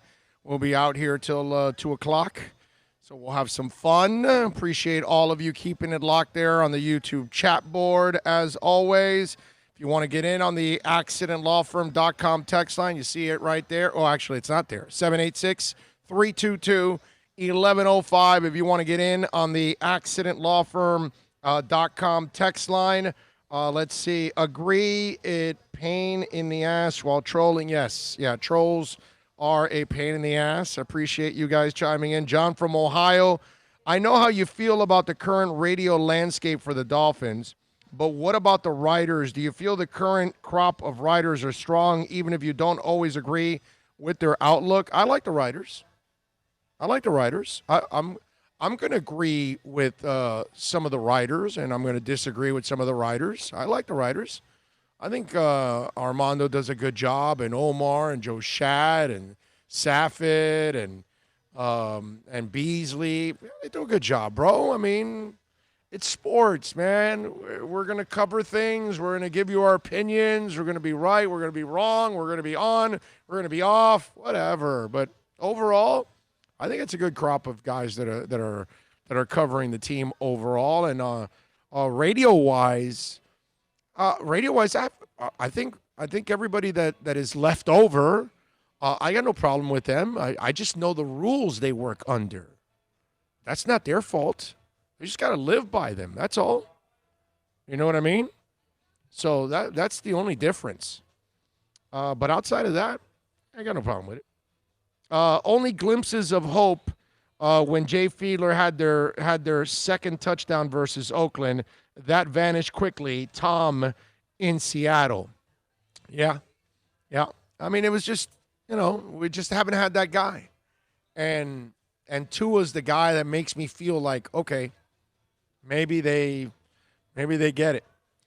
One guy says, don't forget Chad Henne, Big O. Yeah, no, I'm with you. Plenty of mediocre quarterbacks in the day.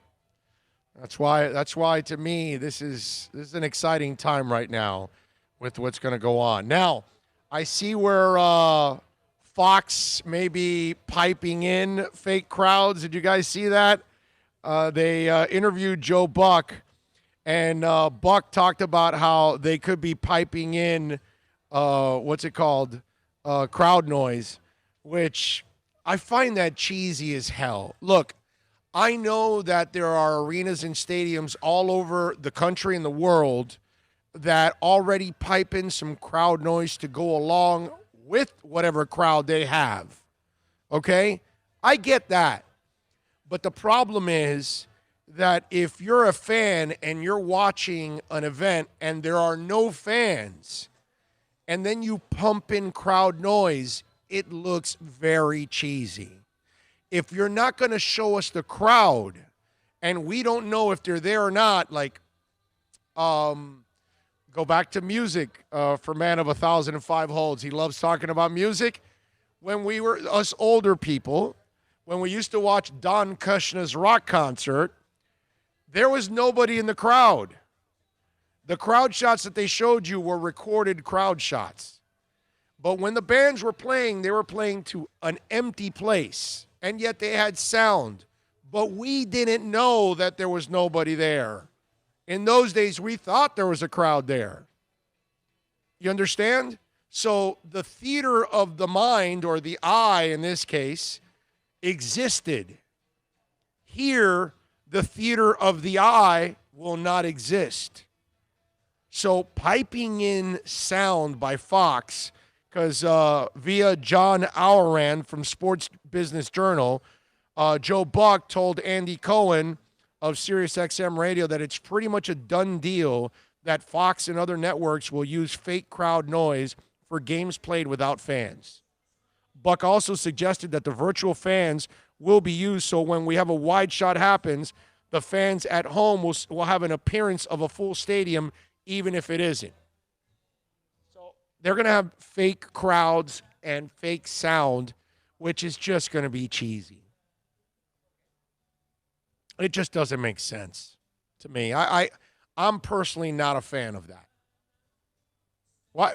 You don't need to kid us, man. We know where we're at. We're good. Everybody's adjusted to watching people do, a show from their homes, right? I mean, you've adjusted to it. Even if you have to listen to, I guess, on the local side on the radio, their internets half the time aren't working and they're dropping off, which it sounds so terrible, but whatever. But that's the state we're in. But you all are used to watching John Morales do his weather from his house. By the way, nice house, John.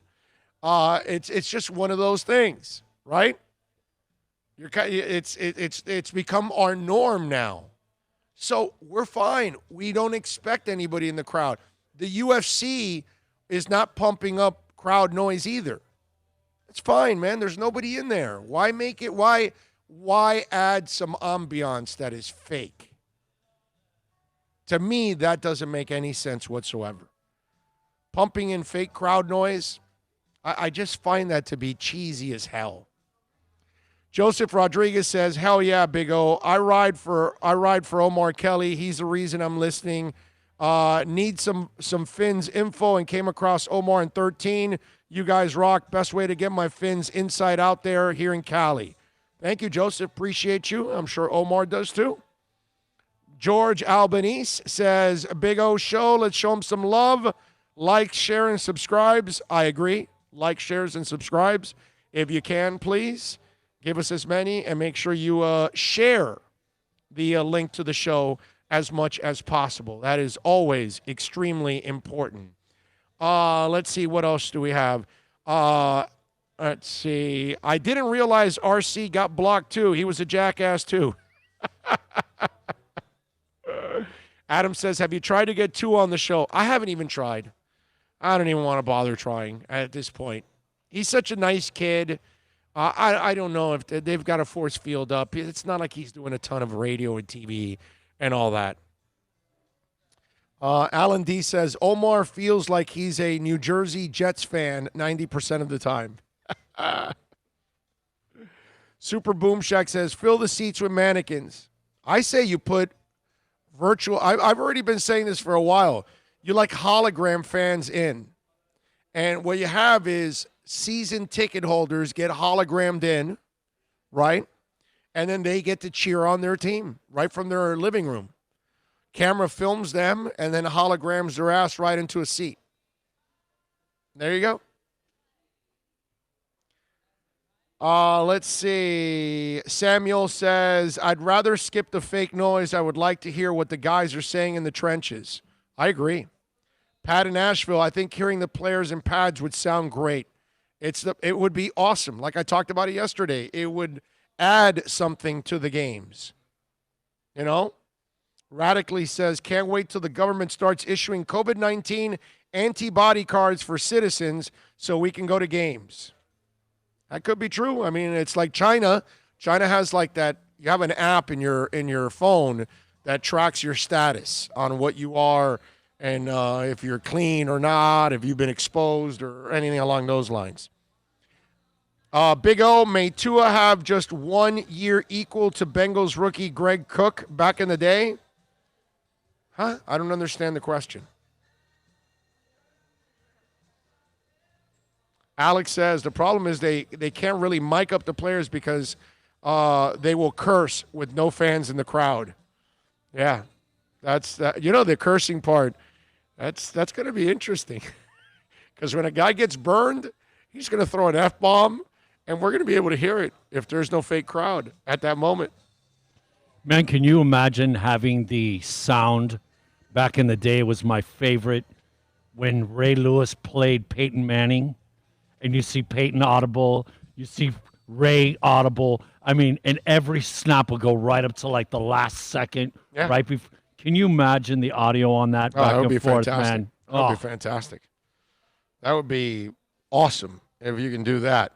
I saw this story too in football with Steve Smith, and it's interesting because I'm on the very controversial side of all of this. And it's not a Lamar thing. It's a Josh Allen thing. It's a Ryan Tannehill thing, all of that kind of stuff. I don't think these guys are real accurate quarterbacks when push comes to shove. And I don't think they're going to be the guys that can really take you over the top with your arm, right? And I've explained this before that Josh Allen needs the running game in order to be somewhat effective. Lamar Jackson needs the running game in order to be effective, right? Ryan Tannehill definitely needs a running game in order to be effective, right? There's no way Ryan is going to be passing all over the place if you can't run the ball. He's not that good. So none of these guys, I think, will ever be great passers. And Steve Smith, the former wide receiver in the NFL, Steve Smith Sr., he came out and had a very interesting quote about Ravens receivers. He goes, I love the picks, but, I'm a wide receiver.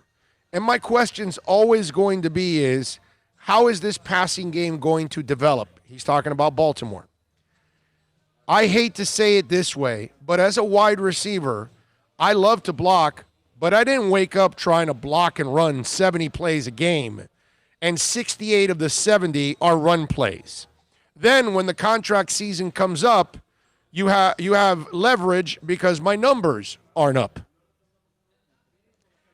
And it's a very interesting point because you're never going to be an elite receiver with Lamar Jackson because Lamar Jackson is not an elite passer because Lamar Jackson is not the guy that can sit back there in the pocket and pick you apart. He only has a couple of routes that he throws, and they run him into those routes. Because he's not a pure pocket passer. I mean, hell, you saw him in that QB competition a couple months ago. No pass rush, no nothing. He couldn't hit a moving target. 10 yards away, 30 yards away, he couldn't hit a moving target. That was hilarious.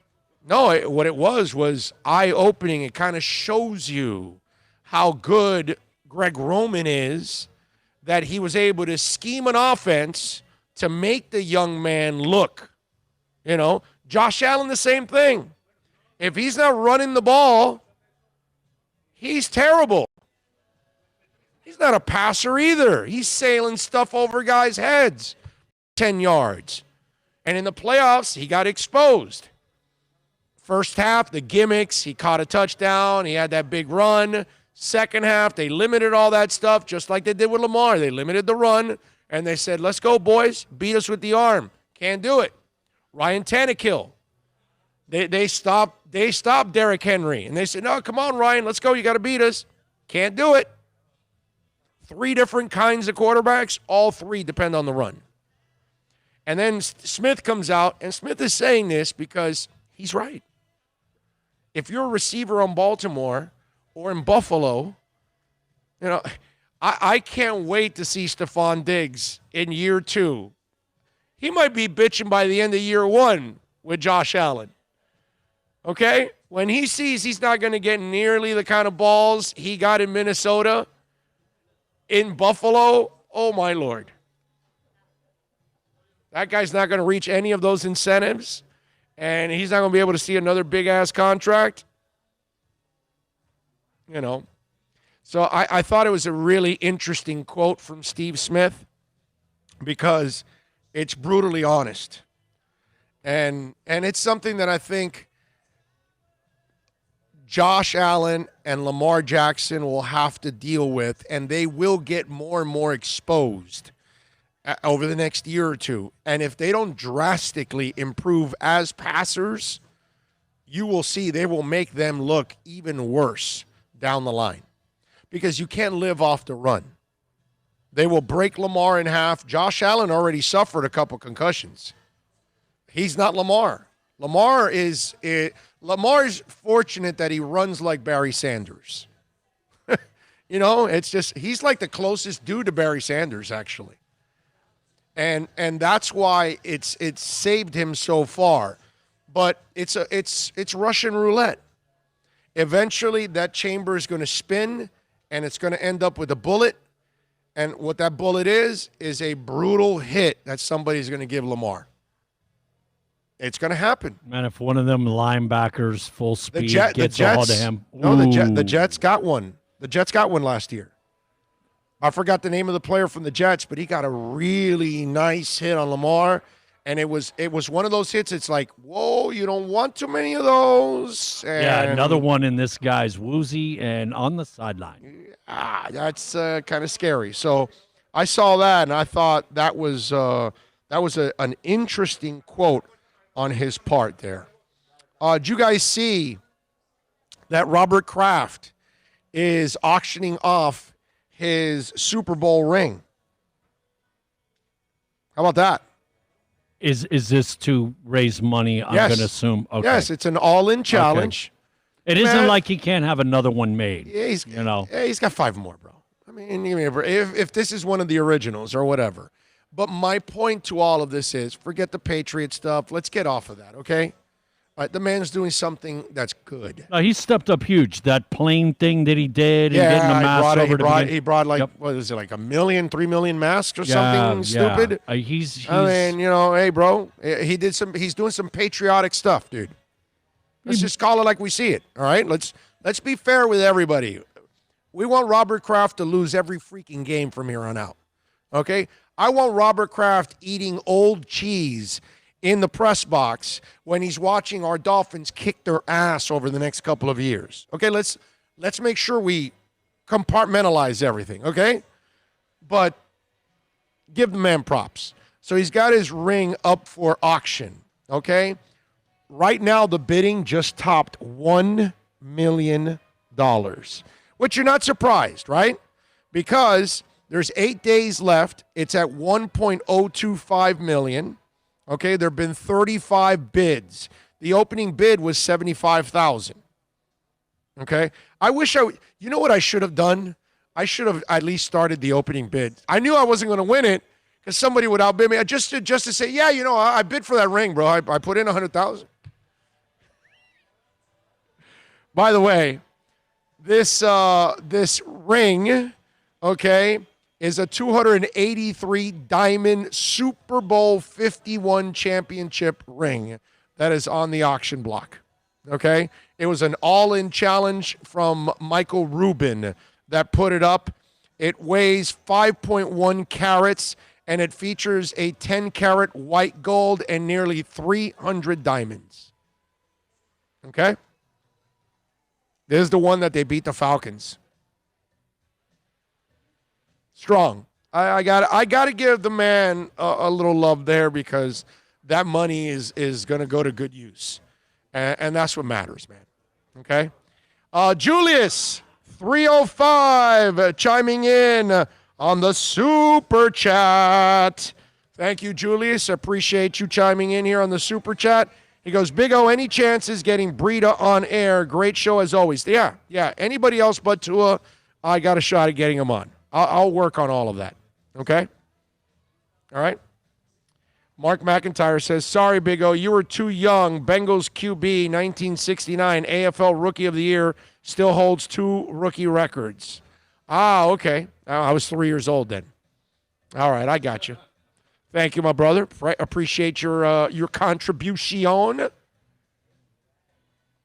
right. I just want to know why Kraft kisses Brady on the lips. Does he? Does he kiss Brady on the lips? I've never seen that. Send me that video at Orlando at BigORadioshow.com. You guys ever want to send me any pictures, videos, breaking news, whatever it is? Orlando at BigORadioshow.com is the email, okay? That's what we should do, Bill, from now on. We'll put the accidentlawfirm.com text line and the email so people have other ways to reach out to me. And by the way, if you want to be a sponsor, also you can reach out to me on Twitter at Big O Show or also on the email at Orlando at BigORadioshow.com. All right, there you go. for those of you that are you a Prince fan? Bro, of course. Did you go to the Orange Bowl back in 1985? No, I did not. Okay. Did any Like of you dumbass. How many of you, well, some of you are too young to have gone to see Prince in the Purple Rain tour back in 1985 at the Orange Bowl, or some of you that live around the world that are watching us. Maybe Prince came to your town in 85 and you couldn't go, or some of you are too young, you weren't around, or you were too young to go to that concert. Well, Bill, you now can relive it. Why? The Prince Estate, in partnership with YouTube, will host a 3-day streaming event, Prince and the Revolution Live, the legendary concert filmed towards the end of the Purple Rain Tour in Syracuse, New York, March 30th, 1985. I can't wait to see this.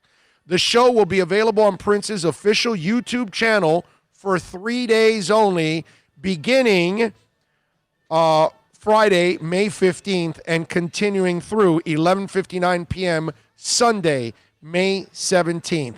In collaboration with YouTube and Google, the streaming event will run in support of the COVID-19 Solidarity Response Fund for the World Health Organization. Any viewer's donation will include a matching component from Google. Google.org will match $2 for every one, up to 5 million. Full details are there at the article that I'm talking about. The concert was originally released on VHS video and was long out of print before being reissued as part of Purple Rain's deluxe edition in 2017. Now, listen to the track, the set list that you will watch this weekend, or I will. I saw this concert live, but I want to see it again because Prince is just so amazing. When you have, what's his name, the guitarist, Eric Clapton, say Tommy he's Anthony? the greatest guitarist in the world. Well, Eric Clapton. Let's Go Crazy, Delirious, 1999, Little Red Corvette, Take Me With You, Yankee Doodle Dandy, Do Me Baby, Irresistible Bitch, Possessed, How Come You Don't Call Me Anymore, Let's Pretend We're Married, International Lover, God, Computer Blue, Darling Nikki, I love that song, The Beautiful Ones, When Dove Cry, I Would Die For You, Baby I'm a Star, and Purple Rain. I'm not missing that. I'm going to watch that this weekend, dude. I can't wait to see that, bro. That's going to be so freaking awesome. All right, it is 1 o'clock. We have done 2 hours already on the program. We got one more to go. I got a bunch of things I want to get to in this hour. I got to laugh at one person who has really I think this person has no self-respect for themselves. Another man I got to talk about because he's a local guy, and he said some bold stuff yesterday. We got to get into that. An article I love about the Dolphins that I got to share with you guys. A baseball player that is maybe unrealistic and doesn't get it. I mean, there's a bunch of things that I got to talk about. So we'll get to that when we come back, when we start off hour number 3 from Toyota of Hollywood, 1841 North State Road 7, just a couple blocks south of that giant, beautiful guitar, baby. Come on out and see us. We'll be out here for a while, and back with more right here. Remember, get in on the accidentlawfirm.com text line, 786-322-1105. That's 786-322-1105. You can reach out to us on Twitter. That's at Big O Show. On the YouTube chat board, on the super chat, like so many have today. And thank you so much for supporting the show. Back with more. Hour number 3 is next. It's a buyer's market at Toyota of Hollywood. Over 1,500 Toyotas on the ground, and truckloads just keep on coming. Now pay up to 50% less. 2020 Camry, not $29,000, $17,775. 2020 Corolla, not $22,000, $13,775. Buy a new 2020 Toyota with 0 down and 0% financing, or we'll make your payments till 2021. At Toyota of Hollywood, the #1 volume Toyota dealer on 441 between Hollywood Boulevard and Sheridan Street. Are you tired of watching the same old travel videos on the internet? Well, then check out MikeNoGoZones.com, a travel documentary that's breaking barriers. I go to the places that the media tells you to fear, where no one else dares to go. Baltimore, Opelika, South Side of Chicago, and more. Go to MikeNoGoZones.com. No one expects to get into a crash, but I expect you to go to accidentlawfirm.com if you do. Make sure when hiring a driver, you go through a rideshare app so that you can be covered by the insurance, which can be up to $1 million whether you're a passenger or a driver. In other words, don't try to save a few bucks by paying cash instead of going through the app. I'm attorney Bobby Nunez from Nunez Law in Miami, and we're here to help you through the process. Go to accidentlawfirm.com for a free consultation from me, Bobby Nunez. That's accidentlawfirm.com. America's safest and best-selling compact luxury SUV is at Acura of Pembroke Pines, and this is how we do it. RDX, $339 a month at Acura of Pembroke Pines, the #1 volume Acura dealer.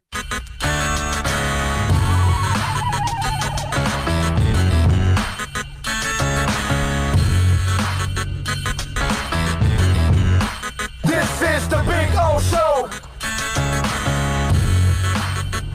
This is the Big O Show. This is the Big O Show.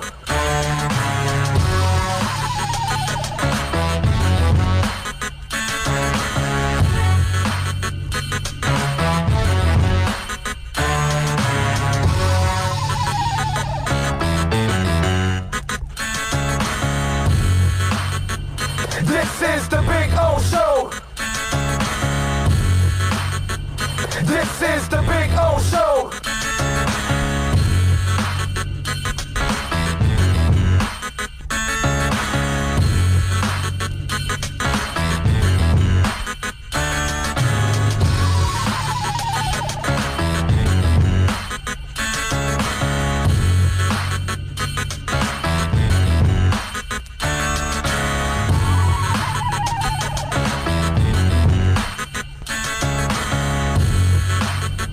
This is the Big O Show. We ready? We rocking hour number 3 here from Toyota of Hollywood. It's a beautiful thing. That means in an hour I'll be getting in my Toyota XSE, my Camry. I love it, and it's so good, so smooth. What a great ride. Anyway, if you are coming out here, you want to buy or lease a vehicle, please mention our name, mention the Big O Show, tell them that we sent you. And they will take care of you if you're buying or leasing a vehicle. And don't forget that you can actually do it by phone. They'll deliver it to you, which is pretty freaking cool when you can do that. You don't even have to come down here. I love it. It's awesome. So you guys want to get in? It's really simple. On the accidentlawfirm.com text line, 786-322-1105. That's 786-322-1105. 1105. Jesse in Minneapolis says, Prince is my language up here. I'll be watching this weekend.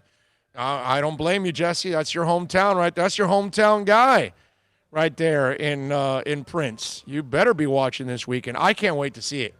I'm going to crank it up on that 70-incher and just kick back and chill and watch. And listen, if you never got to see Prince live, you know, some of us are blessed and we were able to see Prince live. That's a treat, man. That's one of the great ones of all time. I can watch him do My Guitar Gently Weeps with Petty and those guys at the Rock and Roll Hall of Fame. I think I've seen that YouTube video about 5 times in the last 2 months. And my wife has gone by, like, you're watching that again? I go, yeah, I just got to watch it again. It's just so good. I can watch Prince over and over and over and over again. Those are cool Converse, bro. They're like a throwback with like killer soles. They don't even have like the bogus sole on the bottom that those classic Converse have. They have a new style sole with the classic style canvas on top. I just saw a customer walk out with them. Those were badass, dude. I would buy a pair of those.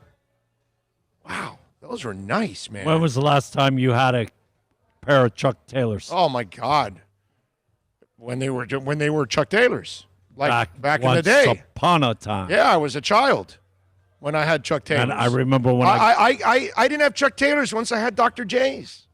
Right. Once I was able to get Dr. J's, of course, I'm done. Then I'm doing Asahi, and I'm doing what's it called, Fila's, and Nikes, and all kinds of. I moved on from Chuck Taylors after that. I remember the first time I got my first pair of Chuck Taylors. Yeah, and you know what's amazing about those things, man?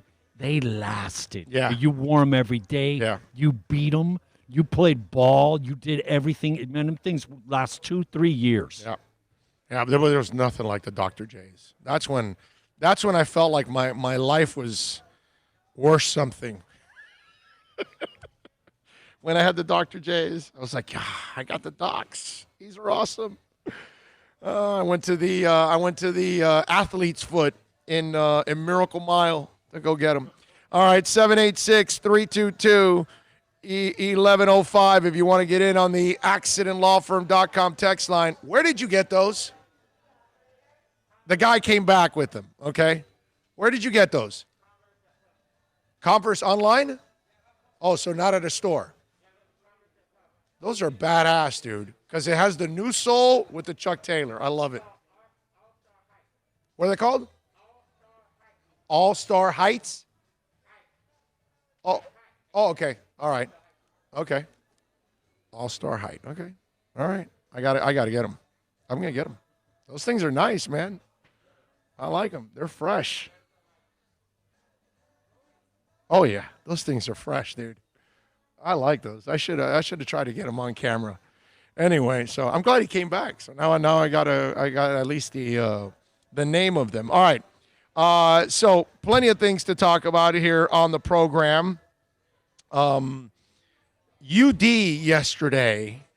Can we get that cut for UD there, Bill, please? Because UD yesterday was making some pretty bold claims that I got to say, I understand everything he's talking about. I really can't argue with what UD was saying. If any of you out there watched The Last Dance, or you're watching The Last Dance, you see how Michael is with guys. You saw how he was with Scotty Burrell, and you're calling people a bitch and all that, right? So UD was on TMZ, and they asked him about The Last Dance and Michael. Now, here's UD talking about what would happen if MJ was calling him names. It was some name calling in there. Yeah. And I'm just saying, if I'm one of them people who might not talk to me like that, I might put hands on Mike. That's all I'm saying. Yeah. But I might put hands on Mike. And I love Mike to death. Mike the greatest of all time, but you can't call me the B word and the H word. And now, all right, Mike. Now, Mike, we're gonna have to swear off. Now, I got to tell you something. There's no doubt in my mind that UD would go after Michael if he did that. But here's the difference, okay? Do you think Michael was calling Charles Oakley a bitch? No, because Charles Oakley was handling his business. So UD wouldn't have to worry about that because UD handles his business. There's a reason why Wade always wants him around. When LeBron got there, he became like an enormous – he wanted to take UD to Cleveland, remember? He needed somebody to police that locker room. Okay? So UD's the guy that everybody wants around. You know what I'm saying? So it's a great soundbite, and I wouldn't want to be the guy calling UD a bitch because you know you're going to be in for a fight, right? Because UD's not going to put up with that. Okay, he's hardcore 305, dude. You don't mess with guys like that. But again, Michael doesn't have to pick on certain people. I doubt he was picking on Bill Cartwright. I doubt he picked on Charles Oakley. With Dennis Rodman, it's a whole different kind of picking because he's crazy. And so he wants to do crazy things. So he probably wasn't calling him names, but he was probably telling him, yo, what are you, nuts? You can't do that. You can't go to Vegas. I can't have you go to Vegas. You'll never come back. That's the kind of stuff. But I doubt he was ever really slamming Rodman personally because Rodman gave him his all, pretty much. I mean, Rodman does play hard on the court. None of us could ever say Rodman was a slacker on the court. That's where I would say I think Michael rode those guys that needed to get, some flack, some criticism. He knew he could get more out of that person. He wasn't getting enough. Charles Oakley, UD, those aren't guys he's going to have problems with. The guys that do their job, they do their job, dude. You leave them alone. You're fine. You don't have to worry about them. They're reliable. And that's where, it's a great soundbite and it's funny and all that. But no, it's a situation that would never surface. It would never happen with Udonis Haslem and Michael Jordan. Okay? No shot whatsoever. 786-322-1105 if you want to get in on the accidentlawfirm.com text line. That's 786-322-1105 if you want to get in on the accidentlawfirm.com text line. I'll tell you one thing that I do like that I saw, and I was telling you about an article for the Miami Dolphins that I really like. And look, guys, I'm one of those guys that I am brutally honest. Okay? If I think the team's going to do well, I'll tell you they're going to do well. If they're not going to do well, I'll tell you, man, I don't think they're going to do well. You know what I mean? And I've slammed the Dolphins for many years for a lot of stuff. So you guys know that. Look, right now, I love the Panthers. I think they got great ownership. I like Coach Quinville, but I'm sorry. I'm at a point now where I have to say, and I have to be honest, Dale Talon's not the answer anymore. He never has been, actually. And he's had enough. That's it. I've had enough of Dale Talon, personally. I have no faith that Dale Talon will ever create a Stanley Cup champion here. Ever. He barely can make the playoffs.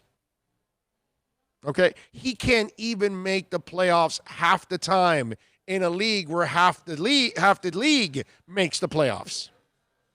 Just marinate on that one. All right? He can't make the playoffs half the time, and half the league makes the playoffs. 10 years, you can't make it 5 times? Just make it. Which still wouldn't be enough, but just make it. It's 2, possibly 3 this year if the NHL gives them a break. If the NHL uses 16 teams, there's no way they make it. They won't make it. They'll be out. You know? But I love when people are objective. Okay? And I think a lot of what the Dolphins have done in the last year is so intelligent. It's a lot of the things that I've talked about over the years. Organizational enema. That's exactly what they did. They gutted it out. That was what you had to do. Build it from scratch. And they've done that. And they're doing a lot of other things that I like overall, building through the draft, everything else. So I like when people from the outside look in and they look at it the right way. LarryBrownSports.com is a website. And one of their writers, Gray Papke, he wrote about the 5 teams he felt made the most improvement this offseason. So he's got the Indianapolis Colts on this list. And he's right, by the way. They made a great trade with San Francisco for a really nice defensive lineman. Okay, they brought in a quarterback. They had a nice draft overall. They added Michael Pittman Jr., right? Jonathan Taylor. Even though I think he's a little injury prone, I'm a little nervous with Jonathan Taylor. He's really talented, don't get me wrong. But he's had his share of injuries, but still, the kid's super talented. The Colts, they had a great offseason, man. They did. They drafted a future quarterback. So, you know what I love about them? They made the Brissett move, which, okay, it's not a marquee, but it kind of got you by. You tried it. Now you made the Phillip Rivers move, and then you made the Eason move. I mean, I love when you're taking quarterbacks all over the place because you're looking for that way to turn the corner after you lost out on Andrew Luck. I mean, pretty strong. The Browns.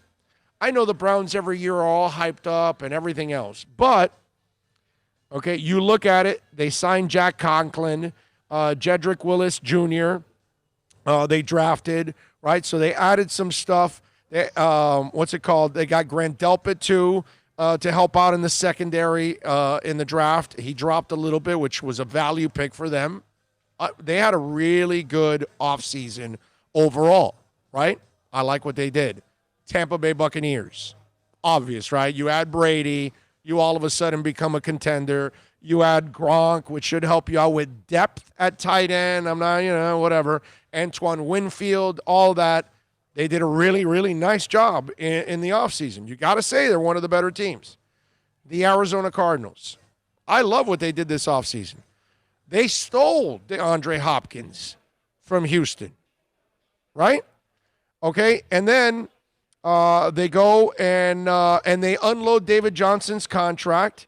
They add Devon Kennard, Isaiah Simmons, right? So they did a lot of good things again this offseason, made the offense better for the kid around him by adding a legitimate number one wide receiver along with Kirkland and Fitzgerald. That's a sick trio that they've got going on there, right? And they throw in the Dolphins. The Dolphins are the number two. The list is number one is the Cardinals in their eyes, number two Dolphins, number three Bucks, number four Cleveland, number five Indianapolis. And in the Dolphins, you and I know everything that they did. They talked about it, adding Byron Jones, Shaq Lawson, Kyle Van Noy to the league's worst unit. They brought in Jordan Howard, legitimate backfield options, capping it off with the selection of Tua in the draft, along with two offensive linemen to help protect them. 2020 may be a year too soon for the Dolphins, but they're very clearly on the right track thanks to a great offseason. And why I read the whole thing because I wanted to give it substance and give it credence because, and the credit it deserves, because all the other teams were legitimate. I got to tell you, and I know you're going to kill me for this, I thought the Jets had a really good offseason too. They almost could have been on this list. Okay? I don't think they're going to go anywhere because I don't believe in Adam Gase. You know what I mean? I don't think he'll communicate with players, but they had a really good offseason. Oh, every draft pick. Remember during the draft shows, we were like, man, I hate it. I hate it. They did really good. But hey, Gase is driving that bus. He's going to drive it right off a cliff. Right. Douglas did a nice job with the offseason, and then Gase will screw up the regular season. So that's where I'm not worried about the Jets at all because they've got Adam Gase. But what I love about this article is that the guy that wrote this sat down and he looked at it objectively all throughout the league on teams that improved, and all five of these teams made significant improvements and strides. And they bettered themselves in a big-time way. And I believe the Dolphins are one of those teams. And I know they had the picks and the cap space to do it. But you still got to do it and kind of feel good about it. There have been plenty of times that they've done all kinds of moves, and I didn't feel good about it. You know what I'm saying? But I really feel good about what they've done this offseason. And it's nice to see that other people around the NFL are giving the Dolphins the love that they deserve. You know? That's where for me, that's where I like to see that, okay, others are seeing what we're seeing here in Miami. And because last year there was so much crap and so much, oh, they're tanking and they're not trying and everybody wants off the team and everybody's asked to be traded and the players have quit and every one of those narratives were wrong. And then the lazy, which we got plenty on radio, on print, on TV, the lazy hear someone say it and then they assume that that's right. And so they'll go with that same narrative. Oh, no, yeah, they're tanking. And then when you try to explain to people, wait a minute, hold on a second. Tanking is, they're specifically trying to lose. They're not trying to lose. They're trying to win. They're just trying to win with young because that's what they can build on. There's the old stupid Dolphins would try to win games with old players that have no future, so you're hurting yourself because, see, when you win with young people, you can build on that. When you win with older players, you're not building on anything. You replace them with younger players that have no experience, and then you have a setback. That's what would happen with the Dolphins. They would count on older guys and free agents. They would help them win 6, 7, 8, 9 games, maybe a 10th to sneak into the playoffs. And then they'd replace them the next year with a couple of bad draft picks. And then you're wondering, well, why did they take a step back? Well, that's because they're not very good in the draft. And then they got to go get in free agency some veteran to be a Band-Aid. And you try to explain to people, they're not trying to lose, dude. Don't you see? That's why they didn't keep Rosen starting. If they're trying to lose, they would have kept Rosen in there for 16 games. But again, people will believe whatever they want. So that narrative was out there. It's nice to see that somebody actually took the time to look around the league and say, hey, what are the teams that have made the improvements? And they thought the Dolphins were number 2 on that list. I like it. I like it. I'm a fan of that. Let's see. What do we have here? Big O, if a defense has to blitz constantly to pressure QB, can they still be an elite defense? No. No. You cannot be an elite defense if you can't pressure with a base defense. You must be able to pressure with base defenses, and you sprinkle in the blitzes to kind of offset, to throw people off, to keep them guessing, those kind of things. The Niners are so good because they don't have to blitz you all the time. And that's what you got to get to. You got to get to the point where one or two of your guys are so disruptive, they're unfreaking blockable. And then so they're constantly a terror, and then you have to double them, and it opens it up for other guys. And that's how you have a great base defense. But until one or two of your guys are unstoppable, you never get there. That's all. Because you need that domino effect of everything else.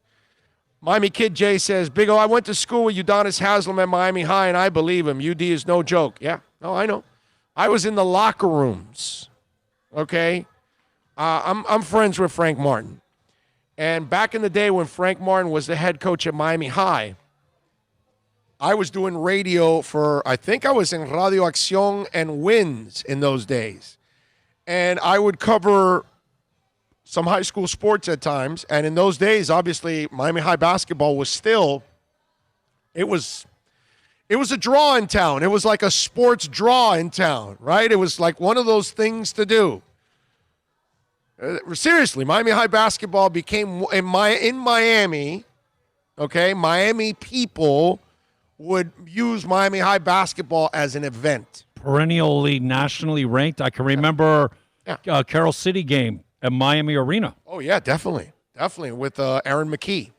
Irving, was the kid Irving at Carroll City? Yeah. What was that, the McKee team or the Irving or the Irving team? The Irving team. Oh, okay, so that was earlier. That was the Portillo. McKee came after, yes. The early. Ramos. Yes. Yeah, McKee. I remember Aaron McKee told Carroll City's Aaron McKee told Miami High, tell them the fat kid's going to the state title, I think was the quote. I still remember that. How I remember a high school quote from a player is just ridiculous. But anyway, being friends with Frank Martin back in the day, he would allow me to go into the locker room at halftime. Very interesting. I'm not. It got it got colorful. Let's just put it that way. Okay, that's all I'm going to say. So yeah, I got my taste of Miami High basketball back in those days. I went to Lakeland a couple times to see them when they actually beat man, what's the name of the kid from Lakeland? Kathleen. That was really good. I think he went to Miami. I think he went to Florida State, if I'm correct, to play basketball. But that was one of the state titles that I saw Miami High win in Lakeland back in the day. But yeah, Miami High basketball back in the day was something to watch, man. Especially with Douglas Edwards. That was fun, man. That was fun. That dude should have been better in the NBA. Mike Gomez says, I really like what the Dolphins are building. Defense, young talent. Hopefully our O-line and running game will develop as they've added young talent there as well. Excited with the roster construction. I'm with you, man.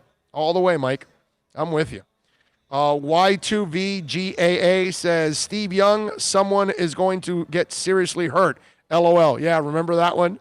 Yeah, they're putting lives at risk. So stupid. And he played the game. Right? To say something that stupid when you played the game? Yeah. It was the other guy was and he apologized. Credit to him. He apologized. What was the name? Was the kid that played he played for Baltimore. Damn, what's his name now? But he also he's on with Le Batard a lot too. I think. Forgot his name now. But that guy also was like, "Oh, you're putting people at risk, and it's irresponsible." It was really, really it's silly. And both are players. I mean, you say it, I say it, okay. But a player to say it, ridiculous. King G says Dale Talon keeps getting a pass for what he did in Chicago. Exactly. I don't want to hear any more about what Dale Talon did in Chicago. What Dale Talon did in Chicago means nothing to me whatsoever. DJ Lloyd 61 says Jimi Hendrix was way better than Clapton, man. What are you smoking?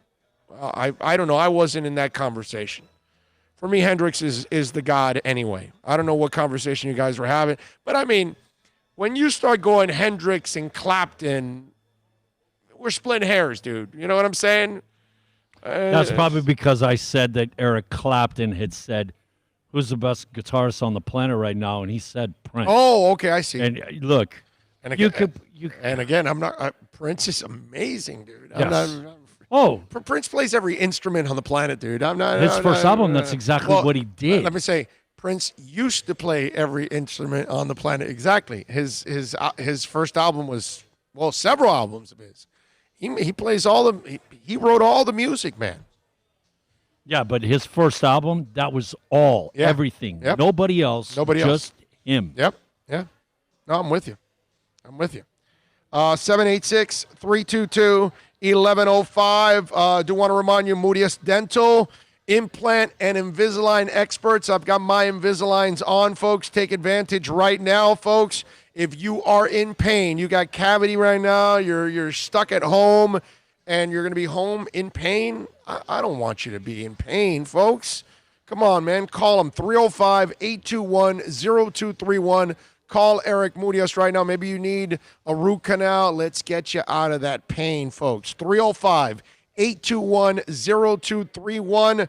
They do it all there. State-of-the-art equipment, family-oriented, clean, safe environment. Follow them on Facebook, Instagram, and Twitter at Mudias Dental. Go to the website, mudiasdental.com. He keeps texting. It's a buyer's market at Toyota of Hollywood. Over 1,500 Toyotas on the ground, and truckloads just keep on coming. Now pay up to 50% less. 2020 Camry, not $29,000, $17,775. 2020 Corolla, not $22,000, $13,775. Buy a new 2020 Toyota with zero down and 0% financing, or we'll make your payments till 2021. At Toyota of Hollywood, the #1 volume Toyota dealer on 441 between Hollywood Boulevard and Sheridan Street. Are you tired of watching the same old travel videos on the internet? Well, then check out MikeNoGoZones.com, a travel documentary that's breaking barriers. I go to the places that the media tells you to fear, where no one else dares to go. Baltimore, Opelika, South Side of Chicago, and more. Go to MikeNoGoZones.com. No one expects to get into a crash, but I expect you to go to accidentlawfirm.com if you do. Make sure when hiring a driver, you go through a rideshare app so that you can be covered by the insurance, which can be up to $1 million whether you're a passenger or a driver. In other words, don't try to save a few bucks by paying cash instead of going through the app. I'm attorney Bobby Nunez from Nunez Law in Miami, and we're here to help you through the process. Go to accidentlawfirm.com for a free consultation from me, Bobby Nunez. That's accidentlawfirm.com. America's safest and best-selling compact luxury SUV is at Acura of Pembroke Pines, and this is how we do it. RDX, $339 a month at Acura of Pembroke Pines, the #1 volume Acura dealer.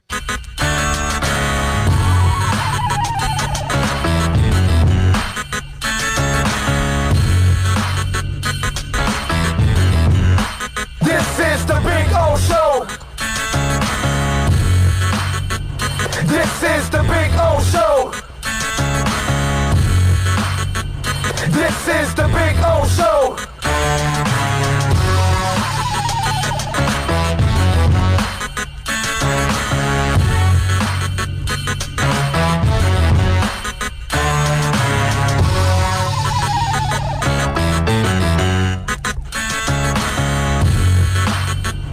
This is the Big O Show. This is the Big O Show. This is the Big O Show.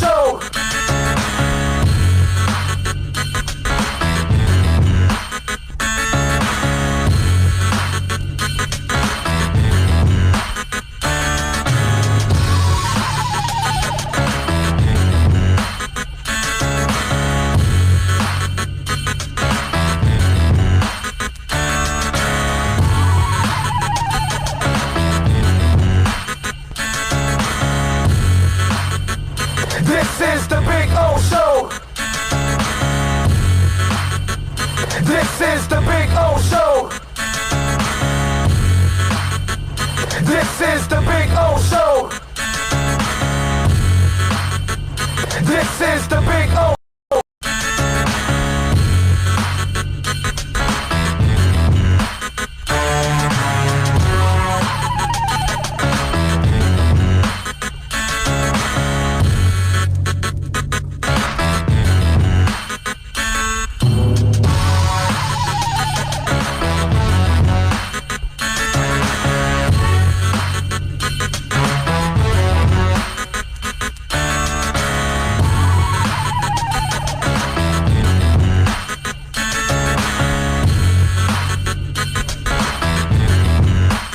This is the Big O Show.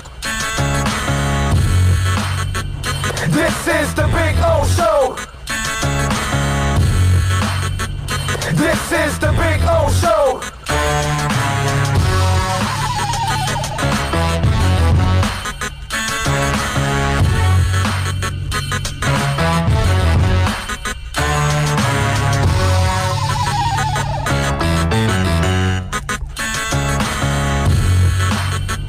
This is the Big O Show.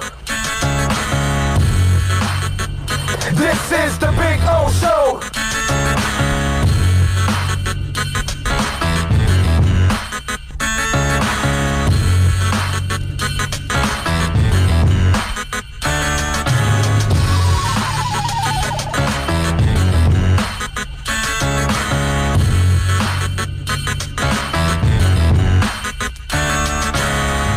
We back. We head down the final half hour of the program. If you want to get in on the accidentlawfirm.com text line, it's really simple, 786-322-1105. That's 786-322-1105. If you want to get in on the accidentlawfirm.com text line, you can also reach out to us on Twitter. That's at Big O Show. As always, follow us there. That's like a 24-hour talk show. We love it. Alexa is like, welcome back. Oh, thank you. Thank you. Small little break for us just so we can get it in there. Super Boom Shack says Jeff Beck is good. Jeff Beck is great. You should see him live. He is absolutely fantastic. That was one really smart thing we did. What was it, last year or the year before? Oh, yeah, Beck and finally Fogarty, right? No, it was ZZ. Oh, ZZ, that's right. Jeff Beck. We had said we've seen ZZ top 5, 6, 7, whatever number it is. We got to go see Jeff Beck. Never had seen him, man. That was ridiculous. We hadn't seen him. Yep. Lisa Rose is in the house. She says, I was there at Syracuse's Prince's show. They are televising. It was a major religious experience. LOL. I don't blame you, Lisa. I gotta tell you, she's not the only one, man. When you get to see Prince, it was one of those experiences. That's the thing, man. Live is, those of us that appreciate live events, that's really when you get to see an artist at their best. Miami Kid J says Stephen Blake was also on that Miami High team. Big O. Yep.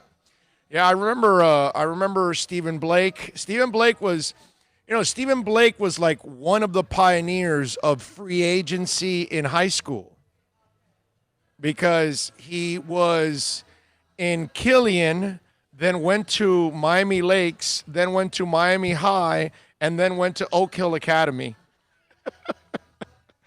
My man, like, traveled all over, bro. He was a Killian kid that went to go play Miami Lakes, and then he went to Miami High after that. That was too funny, man, back in those days. Yep. You remember the kid McKeefe, something, North Miami, that was scoring 40, 50 a night? Do you remember that kid? North Miami High School. That's, well, I don't know where he ended up and stuff, but I just remember he had a run to start a season, man, and he was scoring 40, 50 a night, and it was like, I remember Reggie Gallen for South Miami.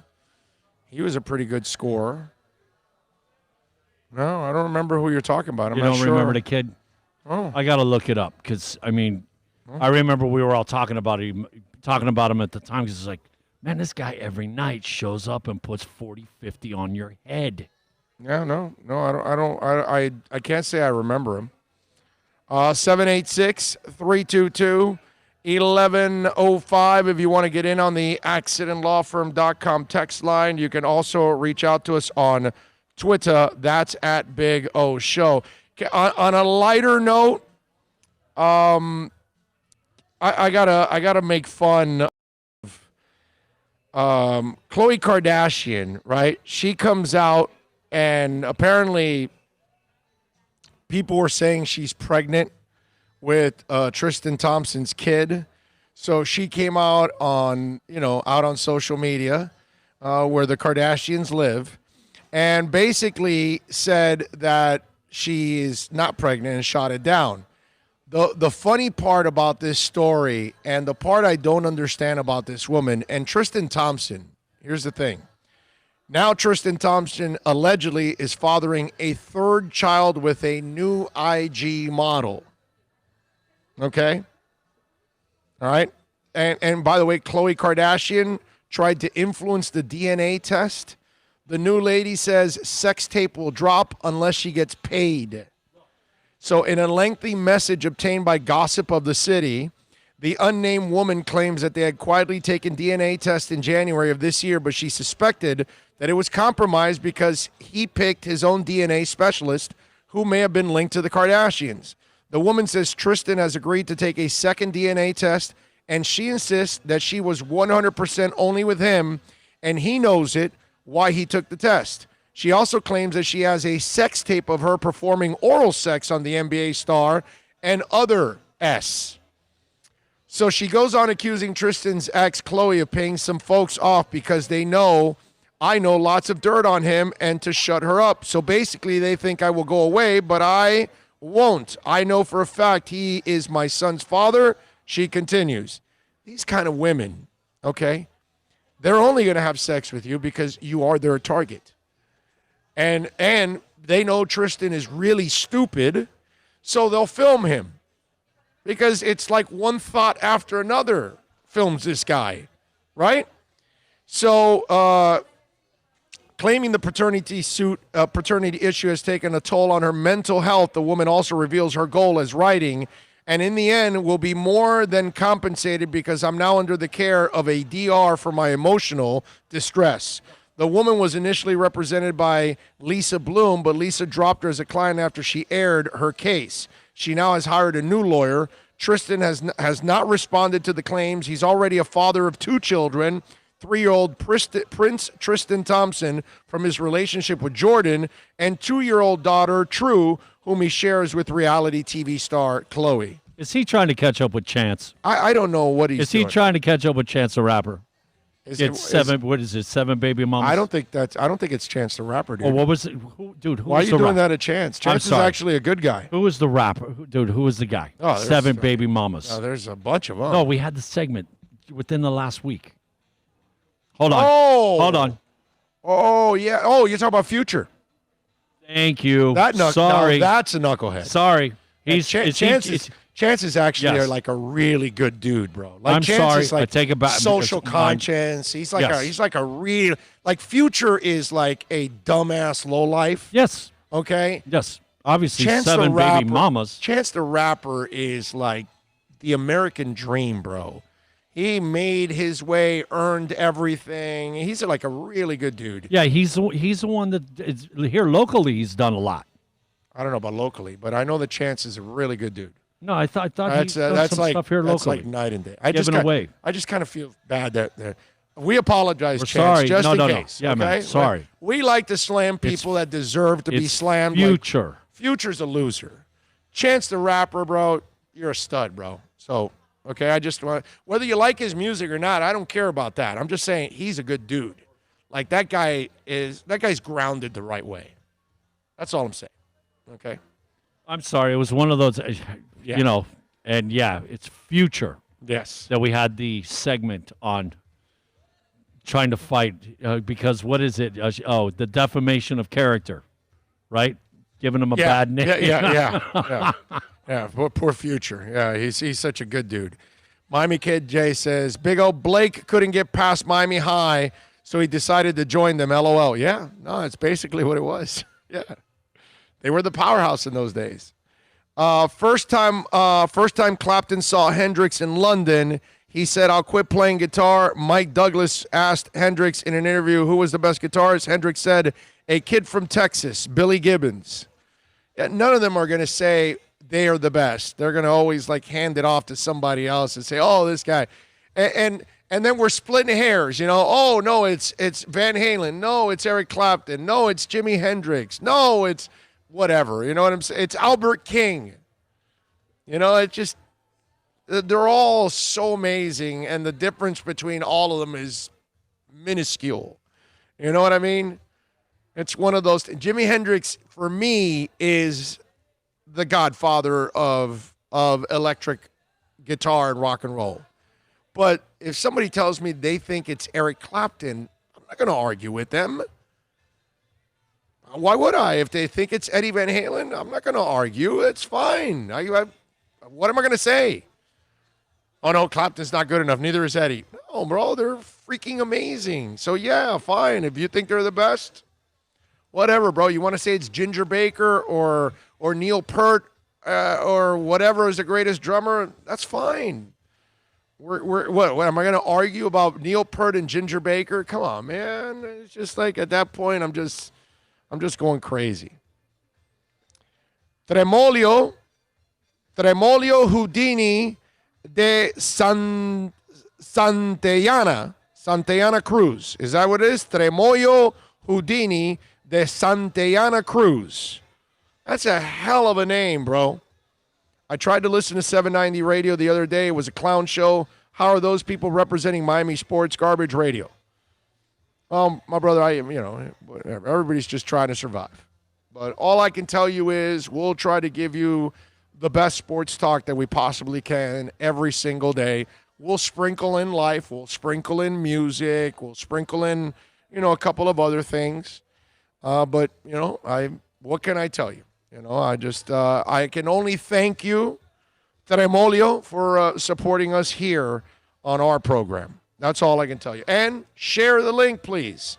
Tell others about the show so we can grow more and more every single day. But I am looking forward to the day that we actually have sports going on and we can actually talk about it. It may not happen till 2021, but I'm with all of you out there. I am sure hoping that we can get it done. Big O, will we ever see Zach Thomas in the hall? Don't understand the lack of respect that he gets. I'm with you, man.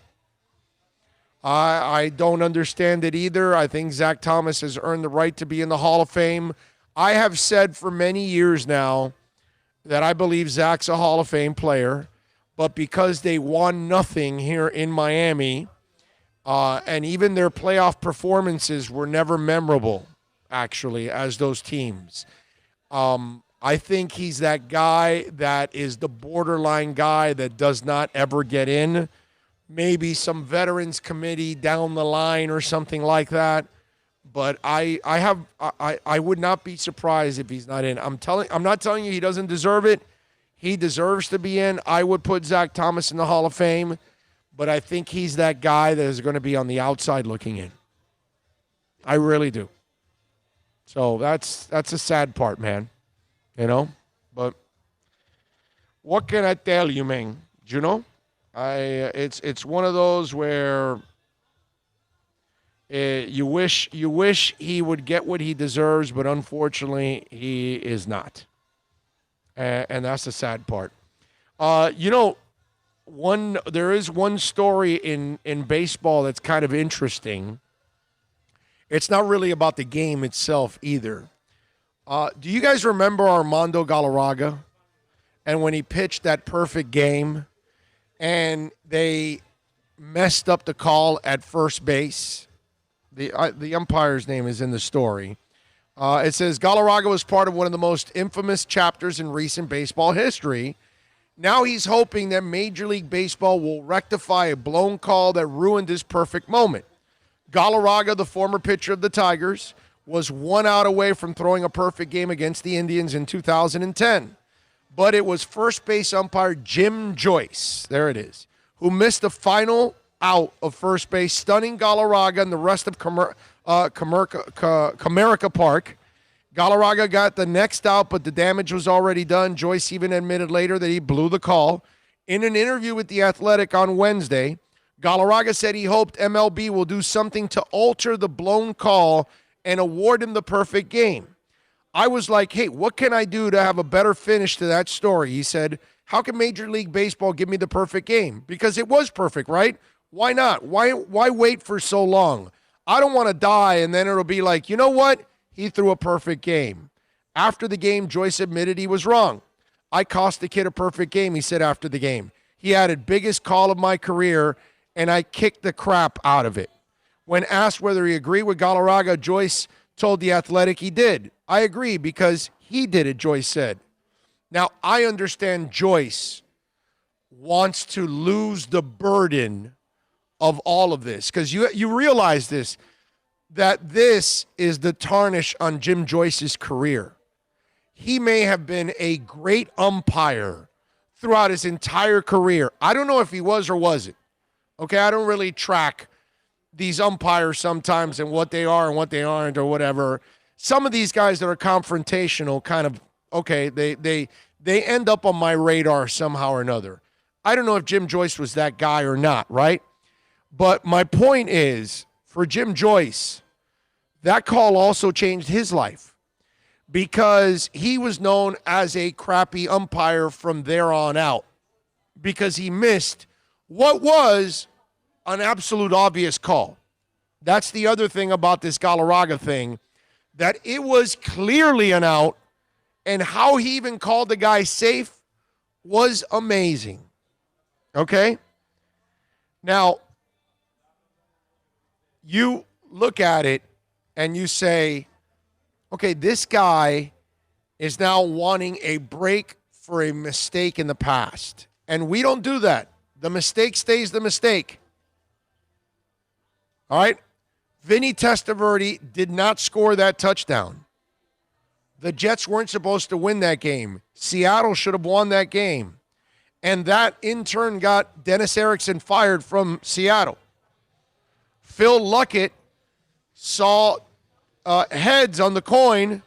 Heard Bettis call heads, and yet he gave him tails. And everybody heard it, and yet he lost the coin toss. So we never correct these things. We never go back and say, well, we made a mistake. Let's go back and fix it. So that doesn't happen, but he does deserve it. He does deserve being a perfect game. But here's where I would say Galarraga does not need it. I get he needs it for the record books, for it to make it official. But do you need it? I don't need it at all. If I ever see Armando Galarraga out on the street, I'll say, hey, man, I know in my heart you pitched the perfect game. I saw it. I know he screwed up. So those of us that watched it, we know that he pitched the perfect game that day. But what I want to tell you about that moment that meant more to me than anything else, and I don't think Armando Galarraga understands this part, okay? The way he handled that situation, that moment. A lot of players would have gone McEnroe on his ass. And they would have called that umpire every word in the book. They would have been screaming. They would have thrown their glove down. They would have gone into his face. They would have kicked dirt on him. They would have gotten kicked out maybe from that game for that. Because they would have been livid that you ruined that game for me. And there's a certain part in all of us that you would probably say, hey, man, you can understand that guy being pissed. We're at 1 out away from a perfect game, and that 1 out, you called the guy safe when he was clearly out, and you took an incredible achievement. And remember, Armando Galarraga is not Andres Galarraga. Okay? Armando Galarraga did not have the career that Andres Galarraga had. The big cat was a big badass back in those days. Armando Galarraga had a short moment in baseball history. He was a mediocre pitcher his entire career. But that one moment, he was a Hall of Famer as a human being, as a sportsman. He rose above that terrible moment. And he was like, he gave a smile to Jim Joyce, like, come on, man. How can you make that call? How many of us would have responded the way Armando did, man?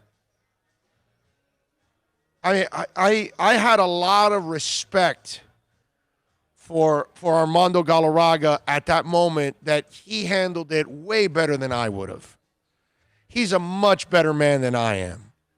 And he's not showing any less of a man at this moment, 10 years later, say, baseball should correct that. He should feel that way. He's entitled to that, man.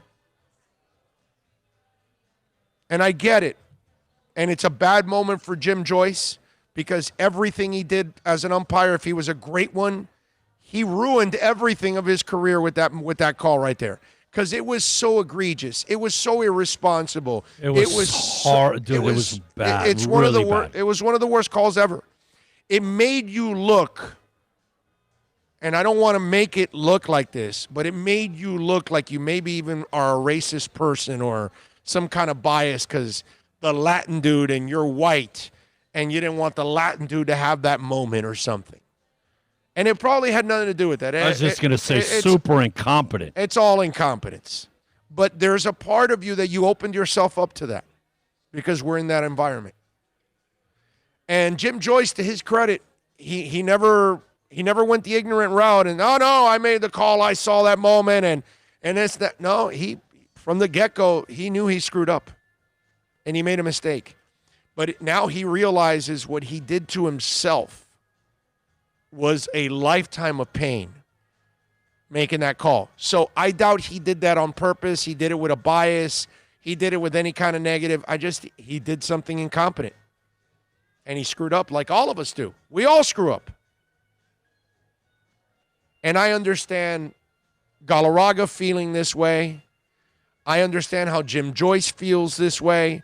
But I want Armando Galarraga to know that I know he pitched a perfect game.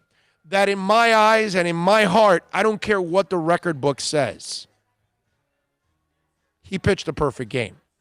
And I think most of us that are watching baseball, we give him credit for that perfect game. And if I ever had him on the show, I would talk about that perfect game because in my eyes, it was a perfect game. I don't care what Jim Joyce did. But I also want him to know that his example, that moment for competitive sports, for sportsmanship, for humanity, for understanding, for handling a brutal situation in the most classiest fashion you could ever see somebody handle it. I want him to know that he's a Hall of Famer in my book in that sense. His stats won't say it. His play won't ever say Hall of Famer.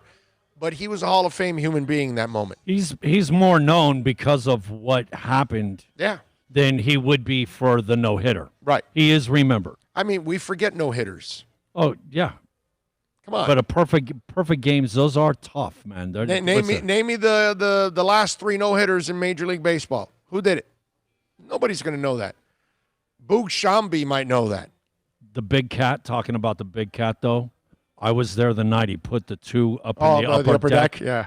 The Venezuelan flags were out heavy duty. Yeah. But, bro, it was like watching it go down that left field line, and it was like, dude. That dude can hit some bombs, How bro. did he? Man, he, like, not just cleared it, like, put it up there in the upper deck. He can hit some bombs. Wow. Man. That was crazy. 2 in one night, man. He can hit some bombs. Tremolio says, actually, one of Eddie Van Halen's best attributes is his rhythm guitar playing. He used to be a drummer. His rhythm on guitar complex. His lead playing is just fireworks, but the rhythms, wow. Nice job by you, Tremolio. Ray says, Big O, imaging Tua as a franchise QB at Hard Rock Stadium when real fans are in next year, of course, going wild when the kid plays. It's been ages, Big O. Well, it's coming, baby. It's coming. It's coming. Josh says Brian Urlacher didn't deserve to be in the Hall of Fame either. No. Dean G says, I think Galarraga is an infielder. You guys are mixing up Andres and Armando, okay? All right. Let's see. Omar Lopez says, O'Shell Swaby. Oh, nice job by you. I'll tell Bill when he comes back. That might be the kid, O'Shell Swaby. I think you're right. SM Fins chiming in on the Super Chat. SM Fins, thank you, sir. I appreciate you for chiming in on the Super Chat. Very nice of you. It says, usually only do podcasts. Just stop by for a quick Super Chat donation. Keep it up, Steve in Pensacola. Thank you, Steve. Appreciate you, my man. Very, very nice of you, man, for giving us a little love and helping us stay alive, which is a beautiful thing. Mike No-Go Zone says, my sympathy for Armando Galarraga, but there are no do-overs in real life. No, you're right. You're right. But in our eyes, Mike No-Go Zones, he pitched a no-hitter.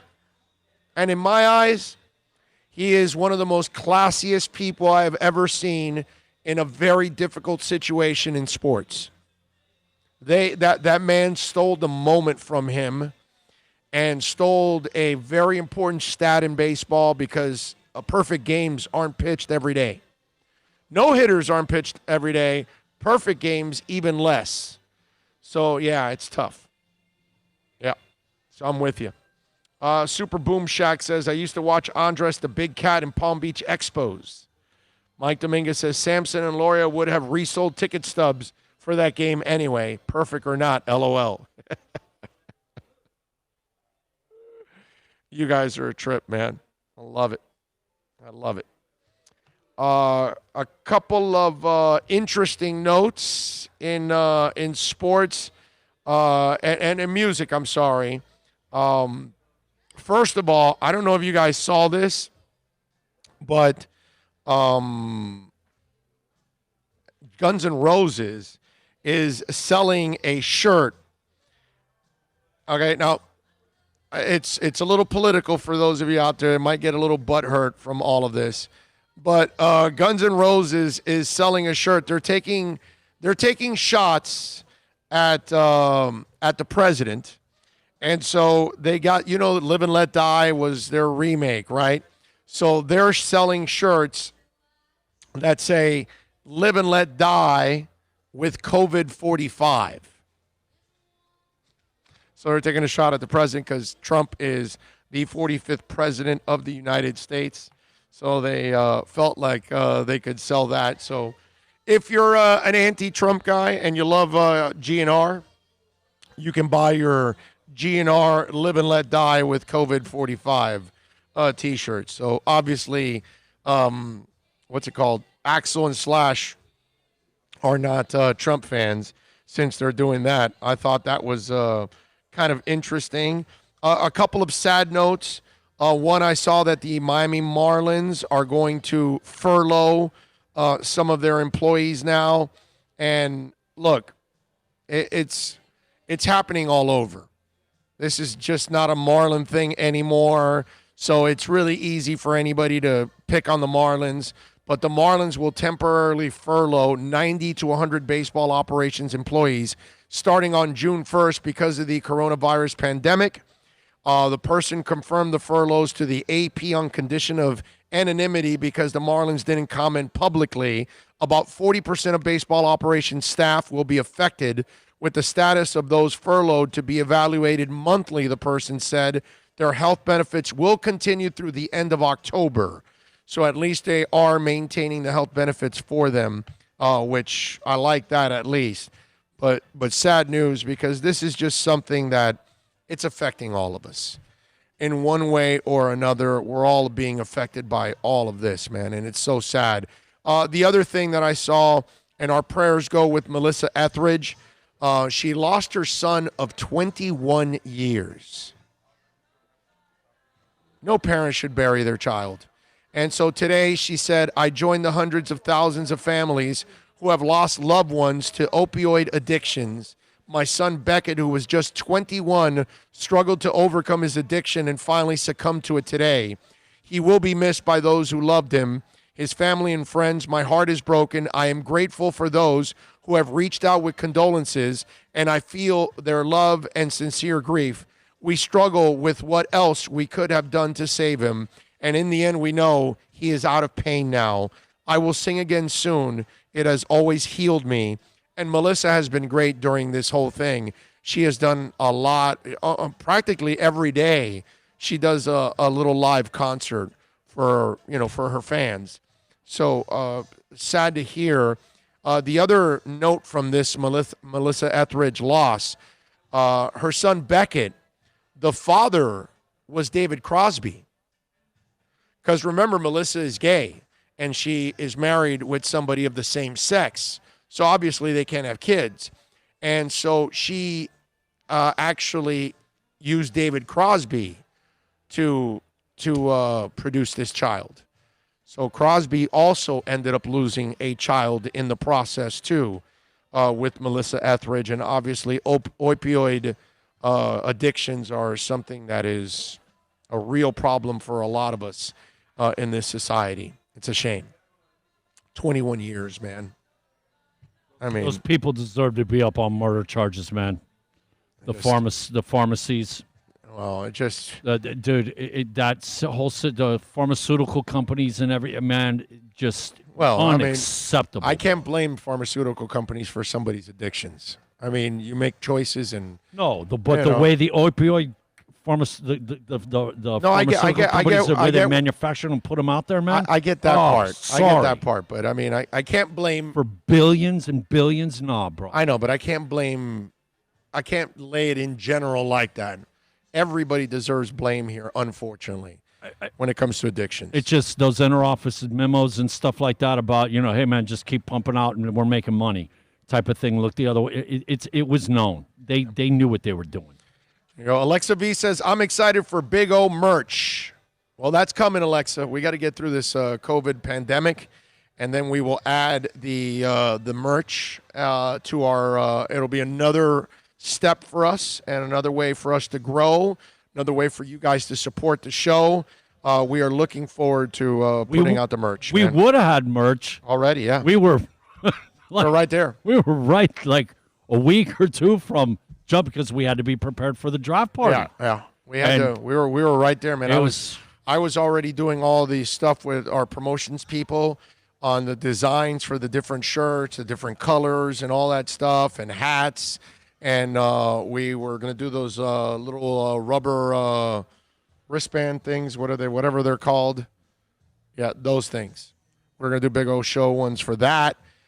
We had a couple things planned out, but unfortunately this COVID thing took over, and it's a pain to make and deliver and, you know, all that stuff, and I don't want to deal with all that right now, and I certainly don't want to be a part of, oh, no, I want shirts made and somebody gets sick trying to make the shirts or people. I'm not dealing with that stuff. So I can't be responsible for any of that.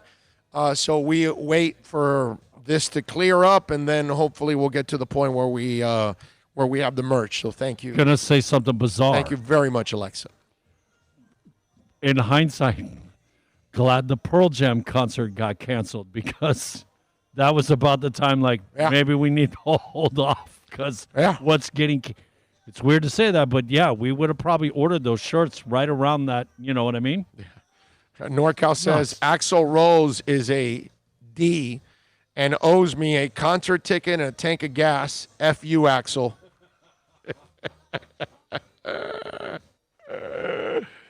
And NorCal did say the true character is displayed in stressful times. And that's exactly what Armando did. We got to thank, we got a bunch of folks here today on the Super Chat. A bunch of you chimed in, and thank you so much every single day on the Super Chat, helping us out. Myron Sanchez chiming in again. Drubo getting it done again. Frank Yee, O'Shea Morris, Jesse in Minneapolis, Samuel Robina, Joe Brito, man of 1,005 holds, Julius 305, SM Fins. I mean, it is just amazing how you guys continue to give us all the love on the Super Chat, like Alexa B does too. So many of you out there that are always helping us out, and we appreciate you. Without your help, there's no way we can do this every single day without our great sponsors. I see Steve Ostrov over there right behind the counter also. So great people, as always, to put this thing together every single day. So we thank all of you out there. Let's see. Wow.